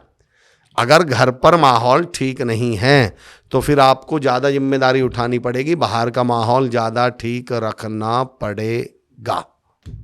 तो सर एक इंसान के कॉन्फिडेंस पे, सेल्फ एस्टीम पे उसकी संगत का असर कैसे पड़ता है? प्रैक्टिकली कुछ एग्जांपल देके समझा सारा सकते फर्क हैं? पड़ता है भाई। आप सिंपल से एक बात देखिएगा, अभी इसी समय इसी चलते हुए प्रोग्राम में अभी मेरे घर से एक फ़ोन आता है और बड़ा कोई नेगेटिव या मुझे ऐसी इमरजेंसी वाली कॉल आती है। सवाल मैं तो हमेशा कहता हूँ कि जब आपकी ज़िंदगी में आपदा आई, चुनौती आई, नेगेटिविटी आई, सबसे महत्वपूर्ण बात है उस समय आप किसके पास बैठे हुए थे, आपके साथ कौन था। मैं ये कहता हूँ कि हमेशा अच्छे और समझदार लोगों के साथ संगति कीजिए। उसका कारण क्यों, तो मैं इस एग्जाम्पल को ऐसे देता हूँ कि बाई चांस कभी ईश्वर ना करे, खुदा ना करे, कभी आपको अटैक आया तो ये आप तय नहीं करेंगे कि कौन से हॉस्पिटल ले जाना है, आप तो अटैक में हो। वो आपके साथ वाले तय करेंगे कि इनको प्राइवेट हॉस्पिटल ले जाएं, गवर्नमेंट हॉस्पिटल ले जाएं, नर्सिंग होम लेके भागे, घर वालों को फ़ोन करें क्या, और अगर वही बेवकूफ़ हुए तो मर जाओगे आप। तो सवाल ये है कि आपके क्रिटिकल टाइम में, आपके क्रूशियल टाइम में, जब आप चुनौती में पड़ेंगे तो आप तो डाउन होंगे ना, आप तो घबराएंगे, आप तो नर्वस होंगे। सवाल ये है कि आपके पास वाला कोई ऐसा है क्या जो ये बोलता हो कंधे पे हाथ रख के, अरे घबराना मत अमर भाई, मैं हूं ना। और अगर उसने बोल दिया मैं हूं ना, हमारे गांव में, मैंने अभी अपने गांव का जिक्र किया, गांव में एक उदाहरण दिया जाता है कि जैसे मान लो किसी के घर चोर आए और पड़ोसी ने सिर्फ इतना बोल दिया कि संभलो हम आए, उसके बाद पड़ोसी आए ना आए मैं चोर को खुद देख लूंगा, क्योंकि यहां दो काम हुए हैं। वो आवाज चोर ने भी सुनी है तो चोर का मनोबल डाउन हुआ है और मेरा मनोबल बढ़ा है।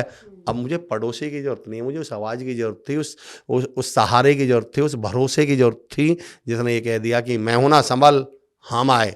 तो मैं कहता हूं जब आपके पास कोई नेगेटिव कॉल आई, जब आपकी जिंदगी में कोई नेगेटिविटी या बुरा वक्त आया, तो सवाल ये उस समय आपके पास कौन था। और कई बार आपने दोस्तों को देखा होगा ना, मैं इस पर एक फॉर्मूला, मैं लोगों को, मुझसे एक सवाल पूछा जाता था कि जैसे सर ज़िंदगी में जब मुश्किल चुनौती कोई भी चैलेंज आए तो क्या करें। तो इसका मैं एक फॉर्मूला देता हूँ, CAP। CAP means call a positive person. सबसे पहले किसी पॉजिटिव पर्सन को कॉल कर लीजिए। कैसे? हमारे साथ समस्या क्या है, जैसे मेरे पास कोई नेगेटिविटी, मेरे पास कोई ऐसा कॉल आया कि यार मेरा तो बस नुकसान हो गया, मेरे बिजनेस में, या मेरी जॉब चली गई, और मैंने कॉल कर लिया उस दोस्त को जो ऑलरेडी नेगेटिव बात करता है। अरे यार मैं क्या बताऊं, मेरा तो खुद यही हो रहा है। चिंटू को मैंने यार पिंटू भाई मेरी तो जॉब चली गई। अब पिंटू भाई का जवाब, अरे यार अमर भाई अब क्या करें, हमें तो पता नहीं, कई बार तो लगता है कि मर ही जाएं। अब भाई साहब वो तो कह रहा था कि मर ही जाएं, या अमर जी फांसी पे लटक गए। अब उसी समय मैं कहता हूं कॉल आ पॉजिटिव पर्सन। आप, मेरी जॉब गई, मैंने कहा, कॉल किया, मैंने कहा सुमित सर क्या बताऊं सर मेरी तो जॉब चल गई। अरे अमर भाई घबराना क्या, मेरी भी चली गई थी 4-5 साल पहले, मैंने उसी दिन ठान लिया था अब तो अपना काम करके दिखाएंगे। और 4-5 साल मैंने एक एम्पायर खड़ा कर दिया, मैंने हिप्पो कॉर्पोरेशन खड़ी कर दिया, और मैं अब बढ़िया सर आप चिंता मत करना। अमर भाई चिंता, सवाल ये है कि आपने कॉल किसको किया उस समय। अब यहाँ कॉल की जगह ये देख लीजिए, ये तो कॉल है। सवाल है आपके पास इन दोनों में से, पिंटू और सुमित सर में से, पिंटू या वरुण सर में से आपके पास बैठा कौन था? Wow, CAP, call a positive person. Remember that. हाँ डेफिनेटली। वाओ, मैं याद रखूंगी। हाँ डेफिनेटली याद रखिएगा मैम।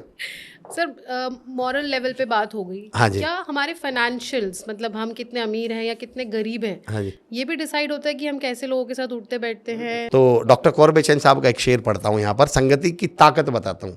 डॉक्टर कुंवर बेचैन साहब एक शेर बोलते हैं, उनका एक शेर है कि सारी धरा भी साथ दे तो और बात है, पर तू जरा भी साथ दे तो और बात है। और चलने को तो एक पाँव से भी चल रहे हैं लोग, पर दूसरा भी साथ दे तो और बात है। तो ये जो दूसरा पाँव है ये कौन सा है आपका? ये वो आपके, ये दूसरा पाँव है एक्चुअली संगति, आपके लोग। अब आते हैं फाइनेंस पर। अब संगति किसी भी तरह की हो मैम, वो तो हर चीज़ पर, भाई देखिए एक चीज़ पर संगति असर थोड़ी डालती है कि नहीं भाई, थॉट्स पर तो असर डालेगी। अच्छा चलो मैं इसको ही मान लेता हूँ, उसने मेरे थॉट्स पर ही असर डाल दिया, तो वो थॉट ही तो मेरे दिमाग में आया कि यार आज से पहले मैं पैसा बेकार खर्च करता था, अब मैं पैसा खर्च नहीं करूँगा। लेकिन ये थॉट आया कहाँ से? किसी दोस्त या किसी व्यक्ति से मिलकर, सुनकर। भाई किसी से, मैं कह रहा हूँ यार मेरे पास पैसे ही नहीं है, मैं काम कैसे शुरू करूं? फिर एक मेरा दोस्त बोलता है कि भाई साहब अमर भैया ऐसा है कि आदमी कहता है कि पैसा आए तो मैं कुछ करूं, पैसा कहता है तुम कुछ करो तो मैं आऊं। तो ये थॉट ने ही तो मुझे फाइनेंशियली भी क्या किया, अपग्रेड किया ना, उसने मुझे एजुकेट किया ना। तो मैंने कहा ना थॉट्स, तो जब आपके दोस्त, आपको पता चलेगा कि अरे यार मैं तो सेविंग में ही के बारे में सोचता था, ये मेरे साथ वाले तो इन्वेस्ट करते हैं। उस दिन मुझे समझ में आता है कि यार हम तो सेविंग तक ही रुके हुए थे, SIP तो मैं जानता ही नहीं था। पर ये कब, मैंने कहा ना, जब लोग आइडियाज की बात करेंगे तो आइडियाज के बारे में क्या बातें करेंगे? वही तो बात करेंगे SIP कर लो, वही तो बात करेंगे इन्वेस्ट कर लो, वही तो बात करेंगे यार रियल इस्टेट में कहाँ इन्वेस्ट कर सकते हैं। तो जाहिर सी बात है मेरे फ्रेंड्स भी बेटर होने वाले हैं। सर अब किसी के लिए 20,000 तनख्वाह भी बहुत है, किसी के लिए 2 करोड़ भी कम है। तो मैं आंसर देता हूँ इसका। एक्चुअली पैसे के साथ आप 3 चीज़ें कर सकती हैं मैम। आप, मैं और मैं प्रियांशु जी का उदाहरण ले लेता हूँ। हमारे साथी हैं जो इस समय हमें शूट कर रहे हैं, प्रियांशु भाई। प्रियांशु भाई के पास भी 1 किलो गेहूं है, आपके पास भी 1 किलो गेहूं है, मेरे पास भी 1 किलो गेहूं है। तो रिसोर्सेज तो तीनों के पास, इसे हमारी सैलरी मान लीजिए, तनख्वाह कमाई मान लीजिए, तीनों के पास सेम है।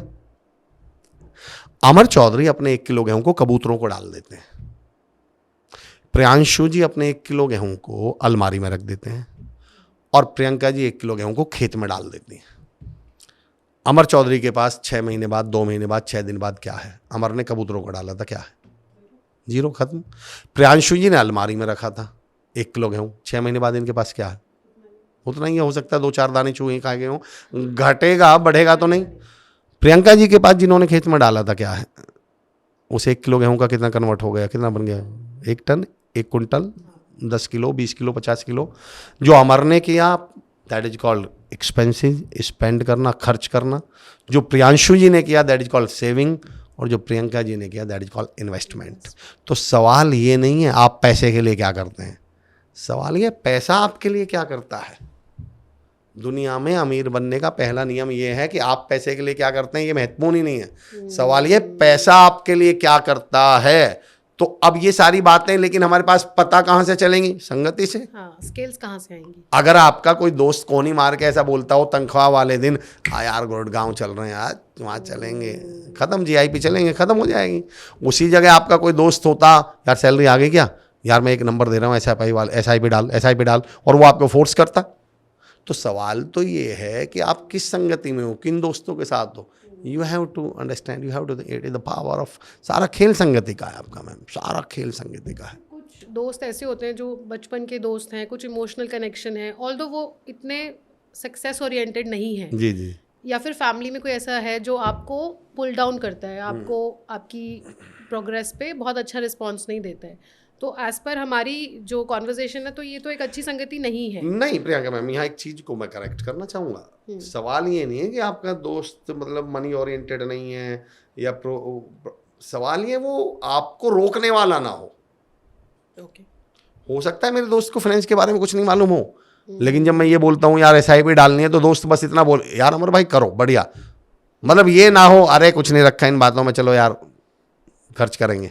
मुद्दा देखो, हम दोस्तों से ये थोड़े एक्सपेक्ट करेंगे कि वॉरेन बफे हमारे दोस्त हो जाए। हाँ। भाई हम ये एक्सपेक्ट, दोस्ती में हमेशा याद रखिए, यहाँ मैं संगति की बात कर रहा हूँ, दोस्त वो रोकने वाला ना हो, मतलब नेगेटिव की तरफ ना ले जाने वाला हो। हम ऑडियंस को यही समझाना चाहते हैं, क्योंकि ऐसा ना कोई अच्छे दोस्तों को हाँ, नहीं, आप न्यूट्रल, ऐसा थोड़ी है कल के बाद हम दोस्तों में पहले एक पेपर लेके बैठेंगे, हाँ जी बताओ तुम्हें फाइनेंस के बारे में आता है क्या? नहीं, वो तो दोस्त हैं। दोस्त होना चाहिए जो आपके साथ खड़ा रहता हो चुनौतीपूर्ण शब्द में, चुनौतीपूर्ण समय, हाँ इमोशनल सपोर्ट हो।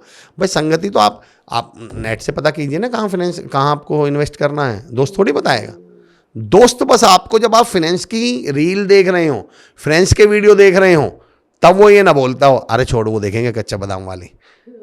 वो मुद्दा ही, आपको ये नहीं देखना कि दोस्त को फ्रेंड्स कितना आता है, आपको तो ये देखना है कि जब मैं कोई क्रिएटिव या प्रोग्रेसिव बात करता हूं, तो उस समय मेरा ये दोस्त मुझे दूसरे कामों में लगा देता है, या मुझसे कहता है यार बढ़िया, यार ये बढ़िया कर रहे हो तुम। This is the point, important, हाँ this is the this is the important point. Point, definitely.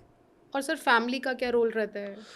देखिए कहने के लिए तो मैं सही बताऊं, फैमिली का तो बहुत बड़ा रोल होता है। अगर आप इतने सौभाग्यशाली हैं कि आपको वो परिवार मिला है जिसने आपको परवरिश दी है, जिसने आपको हमेशा संस्कार दिए हैं, जहाँ पर वो कल्चर रही है, जहाँ आप इन सब चीज़ों को समझ सकें, तो मैं कहता हूँ आपसे बड़ा सौभाग्यशाली इस धरती पर नहीं है।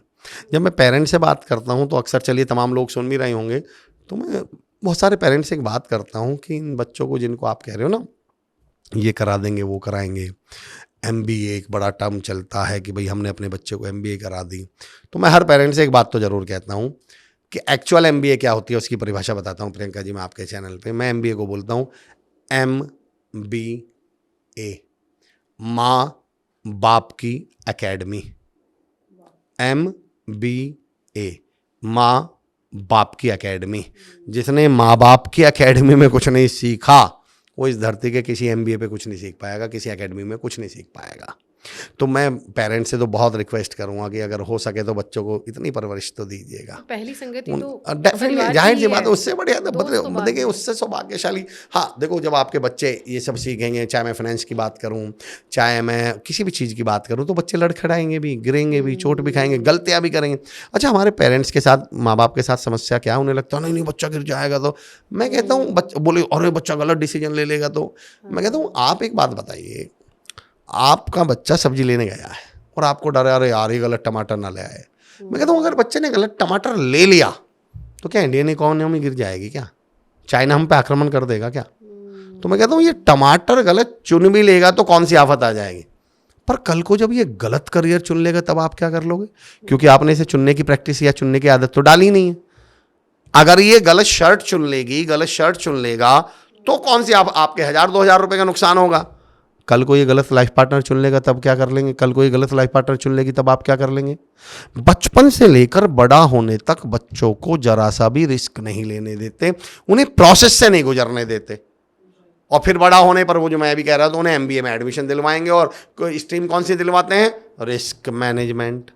मैंने कहा साहब कैसी बात कर रहे हो? तो मैं तमाम पेरेंट्स से एक रिक्वेस्ट तो करता हूं, इन्हें चोट खाने दीजिए। आपको इसी बात का तो डर है कि गलत हो गया तो क्या होगा, नहीं कर पाए तो क्या होगा। तो मैं तो हर पेरेंट्स से बोलता हूं कि हवा के रुख पे छोड़ दे, जलना सीख जाएगा और बच्चा लड़खड़ाएगा तो चलना सीख जाएगा। लड़खड़ाने दीजिए, गिरने दीजिए, चोट खाने दीजिए, लेने दीजिए रिस्क, कुछ हो भी जाएगा तो कौन सी आफत आ रही है। तो अगर पेरेंट्स ऐसे हैं, परिवार ऐसा है, तो खैर आप बड़े सौभाग्यशाली हैं। लेकिन बाई चांस अगर ऐसा परिवार ना मिला हो तो फिर अपने को किस्मत के बहाने मत छोड़िएगा। मैं तो ये कहता हूँ कि फिर ये भरोसे ऐसे मत छोड़ दीजिएगा। कई लोग मुझसे किस्मत के बारे में सवाल पूछते हैं कि अमर भाई आप किस्मत पे, भाई मैं तो मोटिवेशनल स्पीकर हूँ ना, कि अमर सर आप किस्मत में भरोसा रखते हैं क्या, किस्मत पे यकीन करते हैं क्या? तो मैं कहता हूँ यार मैं तो किस्मत में बहुत भरोसा करता हूँ। उन्हें लगता है यार मोटिवेशनल स्पीकर तो मना करेंगे, तो मैं कहता हूँ यार मैं तो किस्मत में बहुत भरोसा करता हूँ। पर मेरे दोस्त, मैं किस्मत में भरोसा करता हूँ, मैं किस्मत के भरोसे नहीं रहता। भरोसे में अपने ही हूँ। मैं इस डिबेट में पढ़ता ही नहीं कि किस्मत है या नहीं है, बल्कि मैं तो उनसे पूछता हूँ जो ये कहते हैं हमारी तो किस्मत ही ख़राब है जी। तो मैंने कहा मेरा तो एक सवाल है। बोले जी क्या? अगर आपको मालूम है कि आपकी बाइक ख़राब है तो तुम्हें तो सुबह जल्दी उठ के बस से निकल जाना चाहिए, तुम्हें तो सुबह जल्दी उठ के ऑटो से जाना। फिर एक तो कह रहे हो कि बाइक अच्छा, आपने कभी किस्मत की बुराई या किस्मत ख़राब बताते हो किसको देखा होगा? कामयाब को या नाकामयाब को? तो जब मेरा सवाल ये है, जब आपको मालूम है कि आपकी किस्मत ख़राब है तब तो आपको ज्यादा मेहनत करनी चाहिए। फिर तो भाई मुझे मालूम है मेरा एसी खराब है तो मैं तो पंखा ठीक करवाऊंगा ना फिर अपने घर का। वो मैं एक तो मेरा एसी खराब ऊपर से पंखा बंद कर दूं, भाई ये कौन सा लॉजिक हुआ? तो दो चीज होती है, किस्मत और मेहनत। अगर आपको समझ में आ गया कि आपकी किस्मत नाम की बस खराब है तो मैं कहता हूँ भाई साहब मेहनत वाली बस से चले जाओ ना। हो सकता है किस्मत वाली बस जल्दी पहुंचा देती, मैं कहता हूँ हो सकता है मेहनत वाली बस थोड़ा लेट पहुंचाएगी, थोड़ा घूम के जाएगी, जिस रास्ते से जाएगी उसमें गड्ढे होंगे, किराया ज़्यादा ले लेगी, थोड़ी धचकियाँ लग जाएंगी, वहाँ तो पहुँचा देगी जहाँ पहुँचना चाह रहे हो। तो अगर आपको लगता है मुझे उस तरह का परिवार, उस तरह के रिलेटिव्स नहीं मिले, तो मैं कहता हूँ भाई फिर तो अच्छे और ज़्यादा अच्छी संगत पालो, फिर तो और अच्छी संगति ढूंढो, उसकी भी कमी पूरी करनी है आपको। तो परिवार का रोल आपकी संगत में, आपकी लाइफ को शेप करने में। प्रियंका चोपड़ा की जो मेमोयर है अनफिनिश्ड, उन्होंने उसमें भी ये मेंशन किया है कि कैसे उनके परिवार और चाइल्डहुड फ्रेंड्स ने उनके जो शुरुआती करियर के प्रॉब्लम्स थे बॉलीवुड में और फिर बाद में हॉलीवुड में, उनके परिवार का साथ उनको बहुत ज़्यादा हेल्पफुल रहा थ्रूआउट द जर्नी। बिल्कुल, देखिए उससे तो बड़ा सौभाग्यशाली इस पृथ्वी पर नहीं है जिसको परिवार का सपोर्ट मिल गया। आपने देखो महाभारत वगैरह देखी होंगी, जितने भी धार्मिक है, जब भी जितने युद्ध के किस्से सुने होंगे तो आपने देखा होगा पूरा दिन युद्ध चला करता था और शाम को क्या होता था? विश्राम। तो सब लोग अपने कहाँ जाते थे? तंबुओं में। ये जो परिवार और ये जो घर है ना, ये हमारे वो ही तंबू हैं जहाँ हम दिन भर जो दुनिया से युद्ध लड़ रहे होते हैं, ऑफिस गए हैं, बाहर गए हैं, काम पे गए हैं, यहाँ गए हैं, वहाँ युद्ध लड़ कर आ रहे हैं। तो शाम को घर क्या होना चाहिए? विश्राम। अफसोस ये है कि 90% घर खुद रन का क्षेत्र बन चुके हैं, खुद युद्ध का क्षेत्र बन चुके हैं। इंसान को, चाहे वो महिला हो, चाहे वो औरत हो या आदमी हो, इतनी लड़ाई बाहर नहीं लड़नी पड़ रही। उसे घर जाने से डर लगने लगा है कि बाहर का तो ठीक है, आदमी तमाम, आपने कभी देखा तमाम दुनिया से जब हम तंग हो जाते हैं, परेशान हो जाते हैं, या कहीं हमारी लड़ाई हो जाए तो सबसे पहले हम कहाँ की तरफ रुख करते हैं? घर। और जिसको यही लगता हो कि घर पे ही लड़ाई होने वाली है, वो क्या करे?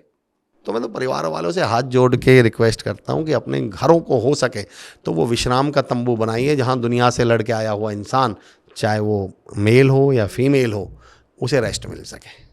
तो सर, एक तो होता है डायरेक्ट आपकी जो संगति है, डायरेक्ट जिन लोगों के साथ आपका उठना बैठना है, बट एक रिपल इफेक्ट भी होता है जो आपके फ्रेंड्स के फ्रेंड्स एंड फ्रेंड्स। तो साइकोलॉजिस्ट मानते हैं कि 3 ग्रेड तक जो आपके लोग हैं आपके संपर्क में, उनका इफेक्ट आपके ऊपर आता है। आप इसको ऐसे समझ लीजिएगा, मैं इसको दूसरे तरीके से समझाता हूँ आपको। मैंने अभी इसको टी नेक बोलते हैं, इसको ब्लेजर कह लीजिए, इसको कोट बोलते हैं। अभी कोई गोली चलाए तो कोट तो मैंने पहन रखा है, उसके बावजूद मेरी ये गोली लग जाएगी या नहीं? मरने के भी चांसेस है, ये भी है, उसके बावजूद भी लग जाएगी। पर अगर मैंने बुलेट प्रूफ जैकेट पहन रखी होती तो बच जाएगी। पॉइंट ये है कि जिस रिपल इफेक्ट की आप बात करते हैं, थर्ड लेयर की आप बात करते हैं, आपको लेना देना है उस वाली लेयर से जो आपके साथ है। अब आप ये तो मतलब आप माइक्रोस्कोप लेके तो घूमते नहीं रहोगे, मेरे दोस्त के दोस्त का दोस्त कौन है, ये सारी चीज़ें तो आपको पता नहीं रहेंगी। आपको तो ये चेक करते रहना है कि भाई आपका दोस्त आपसे क्या बातें कर रहा है, आपसे कैसी बातें कर रहा है। वो आपसे नेगेटिव बात करे, मैं तो कहता हूँ उसका कोई दोस्त नहीं है जो नेगेटिव बात करता है, पर वो आपसे नेगेटिव बात करे तो आप क्या कहोगे? फिर तो कोई बात नहीं यार, तू तो कर ले। ऐसा थोड़ी है। आपको तो मतलब अल्टीमेटली किससे है कि मुझ तक कौन सी बात आई। रिपल इफेक्ट को बेसिकली रिपल इफेक्ट का मतलब क्या होता है, मैं इसे दूसरे सेंस में बात करता हूँ।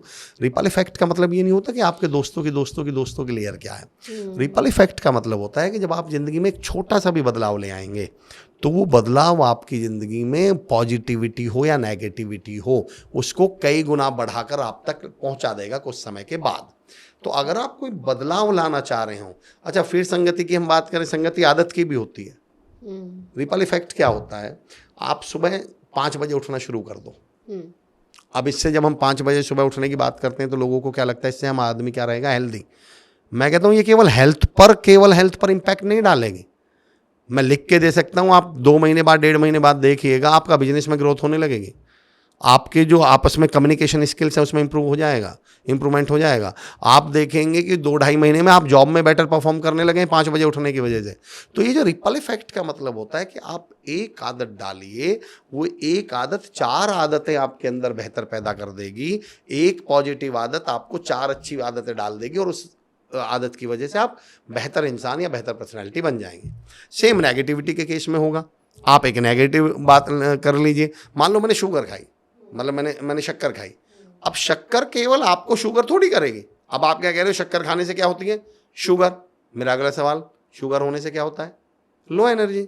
मेरा अगला सवाल, लो एनर्जी से होने से क्या होता है, बोले जी जो आप परफॉर्म करने वाले थे, जहाँ आप काम करने वाले थे वहाँ परफॉर्म नहीं कर पाओगे, आप नींद सी में रहोगे, बॉस आपके बोल रहे होंगे, आपको झटके आ रहे होंगे, आप अपने काम पे गए होगे, 2 बजे थक गए होगे। तो सवाल है शुगर खाने का थोड़ी, शुगर ने शुगर थोड़ी की, शक्कर ने केवल शुगर थोड़ी की है।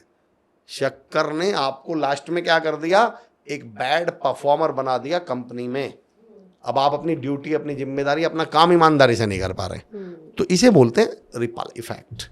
तो आप छोटे छोटे बदलावों पर भी गौर करिए। हमें संगति को थोड़ा सा ब्रॉड, आई वुड से कि पर्सपेक्टिव में समझना पड़ेगा। एक साधु एक गांव में भिक्षा मांगने गए, तो उन्होंने बाहर से आवाज़ लगाई, उनके शिष्य भी साथ थे, बाहर से आवाज़ लगाई, बेटा कुछ खाने को दो। अंदर से एक लड़के की आवाज़ आई, बाबा घर पे कोई है नहीं, खाना बना नहीं है, आज खाने के लिए कुछ भी नहीं है।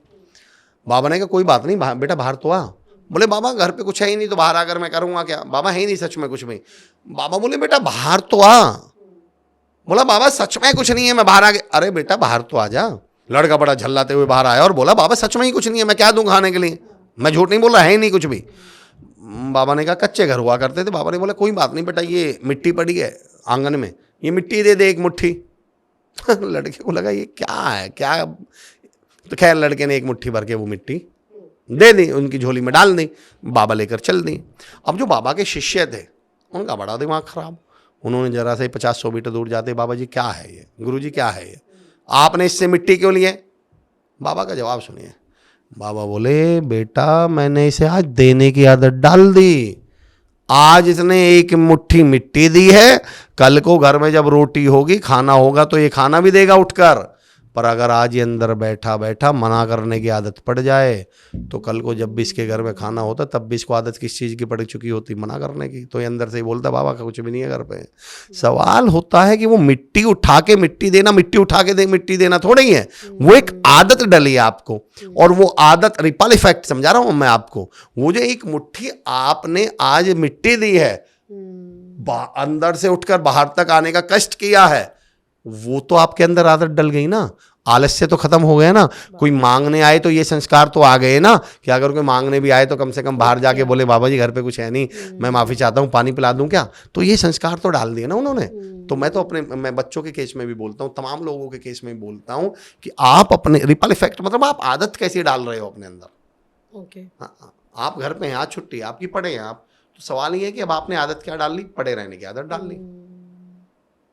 ऐसा थोड़ी है कि हमें एक अलग तरह का, एक अलग शेर पढ़ता हूँ, अलग कॉन्टेक्स्ट है बिल्कुल, लेकिन मैं बात करता हूँ, एक शेर मुझे बड़ा पसंद है कि मैदान की हार जीत तो किस्मत की बात है, टूटी है किसके हाथ में तलवार देखना।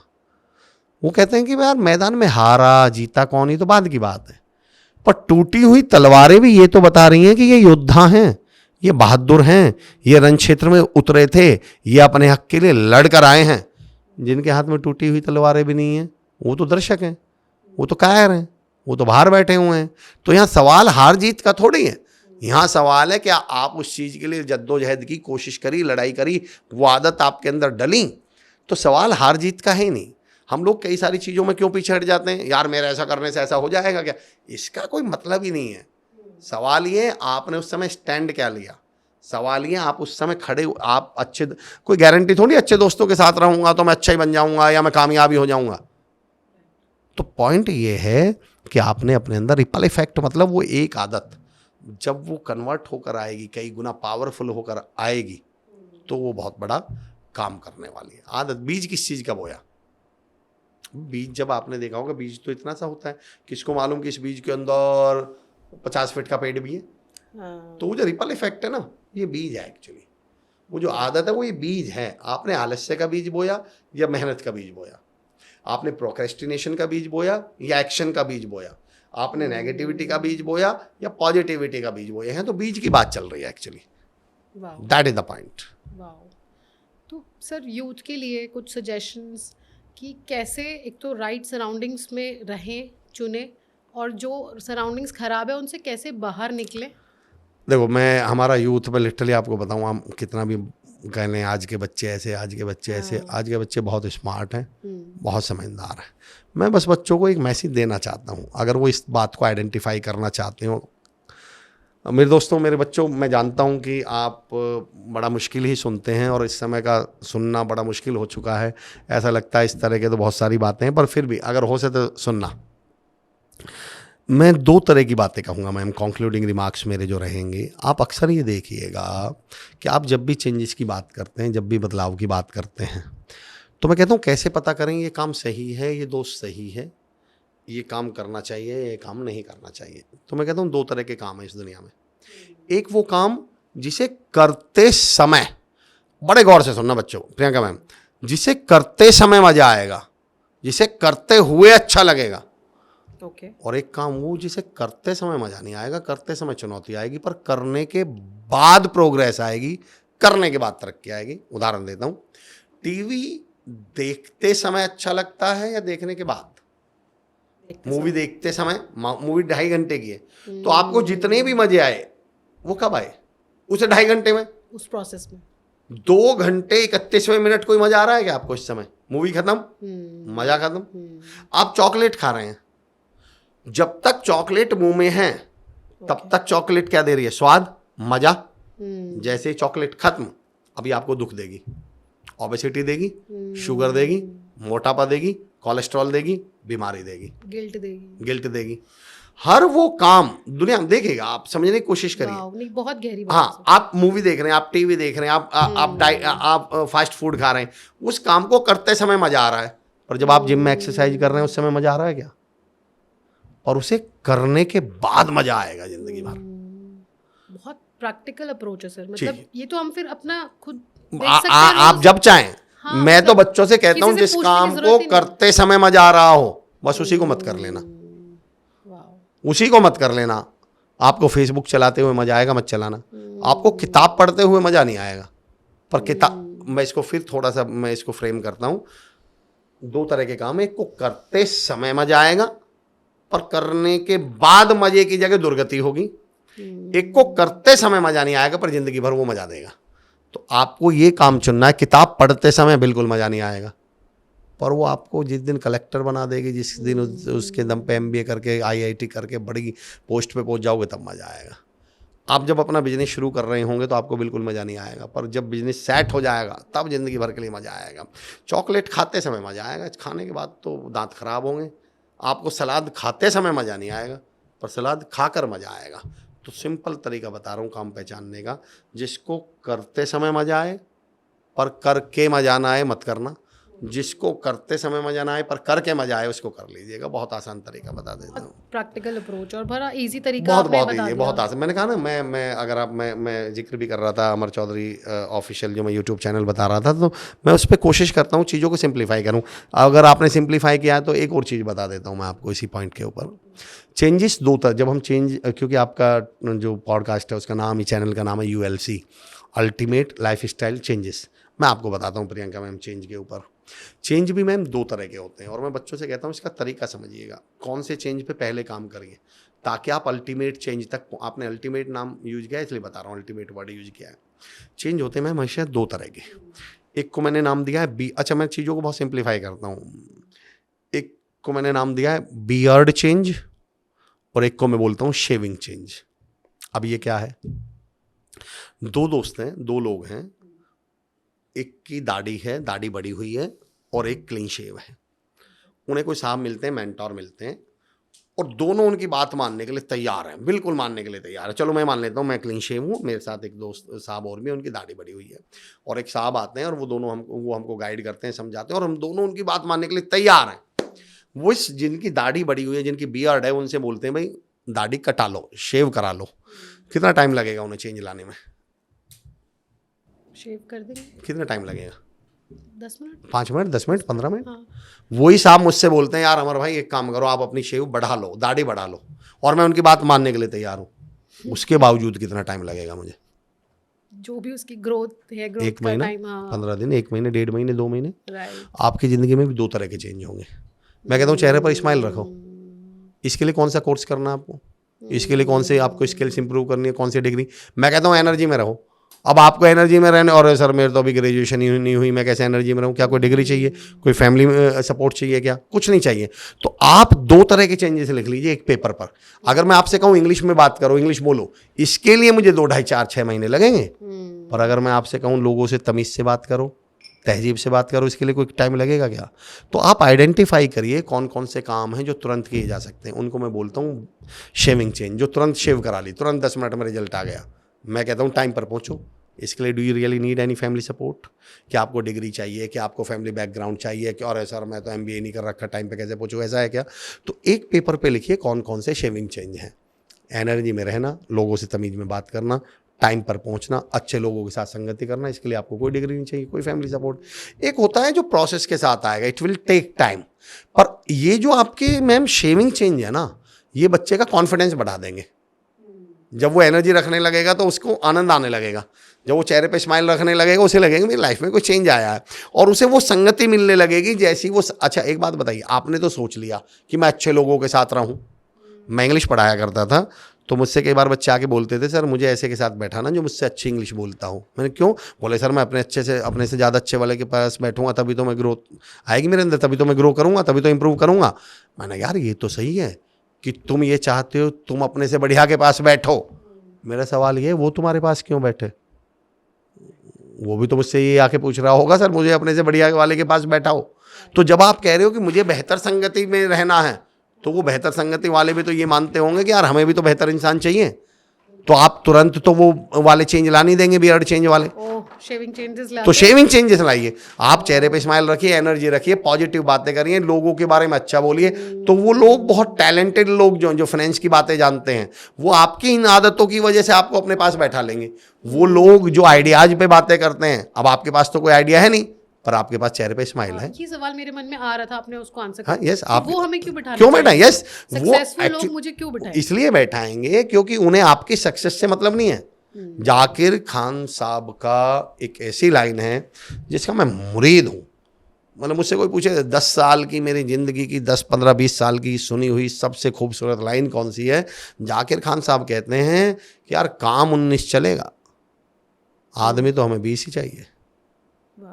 जो लोग आपके साथ संगति बनाना चाहते हैं ना, उन्हें आपके स्किल से लेना देना नहीं है, उन्हें आप इंसान कैसे हो, आदमी कैसे हो यार, इंटीग्रिटी कैसी है आपकी, कैलिबर कैसा है आपका।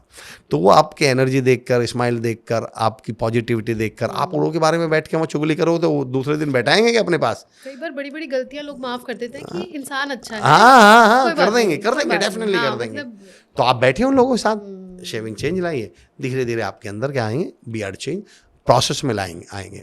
जब आप उन पे काम करेंगे, एक्शन लेंगे, पर वो जो शेविंग चेंज है वो आपको कॉन्फिडेंट बना देंगे, आपकी संगति बदल देंगे। सर, आपके प्रैक्टिकल टिप्स, मुझे लगता है ये एक लाइफ चेंजिंग पॉडकास्ट हो सकता है हमारी ऑडियंस के लिए। अब यूएलसी में आए तो हाँ डेफिनेटली चेंजेस, कैप पे, हाँ कैप पे बात करिए आप, बिल्कुल। ये और जो प्रोसेस करने में मज़ा आ रहा हो, मैम एक्चुअली हमारी एक टेंडेंसी क्या बन चुकी है मैं आपको बताता हूँ, और मुझे खुशी है कि हम लोग इस को तोड़ रहे हैं, मतलब इस पर्सपेक्टिव को तोड़ रहे हैं, इस जो लाइन खींची हुई है ना उसको तोड़। जब तक आप 4-5 बाहर के फॉरेन के फिलोसफर्स के नाम ना ले लें, 5-7 बड़ी बड़ी किताबों वैसी चीज़ों के, तब तक ऐसा लगता है हाँ थ्योरी। हमारे तो घरों में, गाँवों में थ्योरी है। सही बात है। हमारे गाँवों में हमारे बड़े बुजुर्गों से ज़्यादा थ्योरी किसी ने दी है क्या? चाहे वो मैनेजमेंट की थ्योरी जो, चाहे वो चेंज मैनेजमेंट, हमारे बुजुर्गों से ज़्यादा कोई सिखा देगा क्या? मैनेजमेंट मतलब हमारे तो गाँवों में जाइए, घरों में जाइए, 24 घंटे मैनेजमेंट ही चल रहा है वहाँ पर। शादियों में रायता कम पड़ गया, 2 गिलास पानी डाल देंगे, नमक डाल देंगे, ऊपर हो गया मैनेजमेंट। तो पॉइंट ये है कि आप जब चीज़ों को सिंप्लीफाई करेंगे, इंटरेस्टिंग करेंगे, और मैं अपना अनुभव बताता हूँ, अभी जितने तमाम मैं पॉडकास्ट पे जा चुका हूँ, कि सबसे ज़्यादा जो अब लोगों के कमेंट और लोगों का कनेक्ट आता है वो इसी बात पर आता है कि सर जो आप बोलते हैं वो मतलब सीधा समझ में आता है, उसके लिए डिकोड करने की जरूरत नहीं होती है हमें। और बुकिश लैंग्वेज हाँ, तो हम पढ़ ही रहे हैं सर, इतने सालों से, बचपन से पढ़ रहे हैं, बट तब भी समझ नहीं आ रहा है। मैंने आपसे वो टीचर ट्रेनिंग वाली उदाहरण दिया था, तो उसमें मैं एक लाइन बोलता हूँ टीचर से कि आप जो कुछ भी पढ़ा रहे हैं वो कितने रुपए की किताब में लिखा हुआ है। आप यूपीएससी की भी तैयारी करा रहे हैं तो किताब कितने की है? 500 की, 1000 रुपए की। आप 12th के बच्चों को फिजिक्स केमिस्ट्री पढ़ा रहे हैं, कितने रुपए की किताब है? 200 रुपए की, 250 रुपए की, 300 रुपए की, 500 रुपए की। तो मैं टीचर से पूछता हूँ जो आप पढ़ा रहे हैं वो कितने रुपए की किताब में लिखा है? बोले सर 500 रुपए की में। और मैंने कहा आपकी सैलरी? बोले जी 70,000। तो मैं पूछता हूँ फिर ये 69,500 रुपए किस चीज़ के ले रहे हो आप? तो मैं तो हर पॉडकास्टर से पूछता हूँ साहब जो आपकी नॉलेज है, जो मेरी नॉलेज है, अगर मैं आपको एज इट इज नॉलेज दे दूँ, मतलब मैं वो किताबी भाषा यूज कर दूँ, तो फिर मेरा क्या रोल था इसमें? तो हमारा काम है चीज़ों को सिंप्लीफाई करना और इंटरेस्टिंग करना। और मैं उम्मीद करता हूँ आपसे जब बातचीत हुई और जिस अंदाज में आपने सवाल पूछे हैं, वो लिटरली आप में वो एक जर्नलिस्ट वाली फील मुझे आ रही थी। बहुत बहुत आभार, बहुत बहुत शुक्रिया आपका मुझे यहाँ बुलाने के लिए। थैंक यू सर, आपने अपने इतने बिजी शेड्यूल से हमारी ऑडियंस के लिए टाइम निकाला और इतने इंटरेस्टिंग और प्रैक्टिकल टिप्स आपने आज दिए हैं। मुझे लगता है मुझे एज अ पर्सन लग रहा है कि मैं बेहतर होकर ही निकलूँगी इस कमरे से बाहर।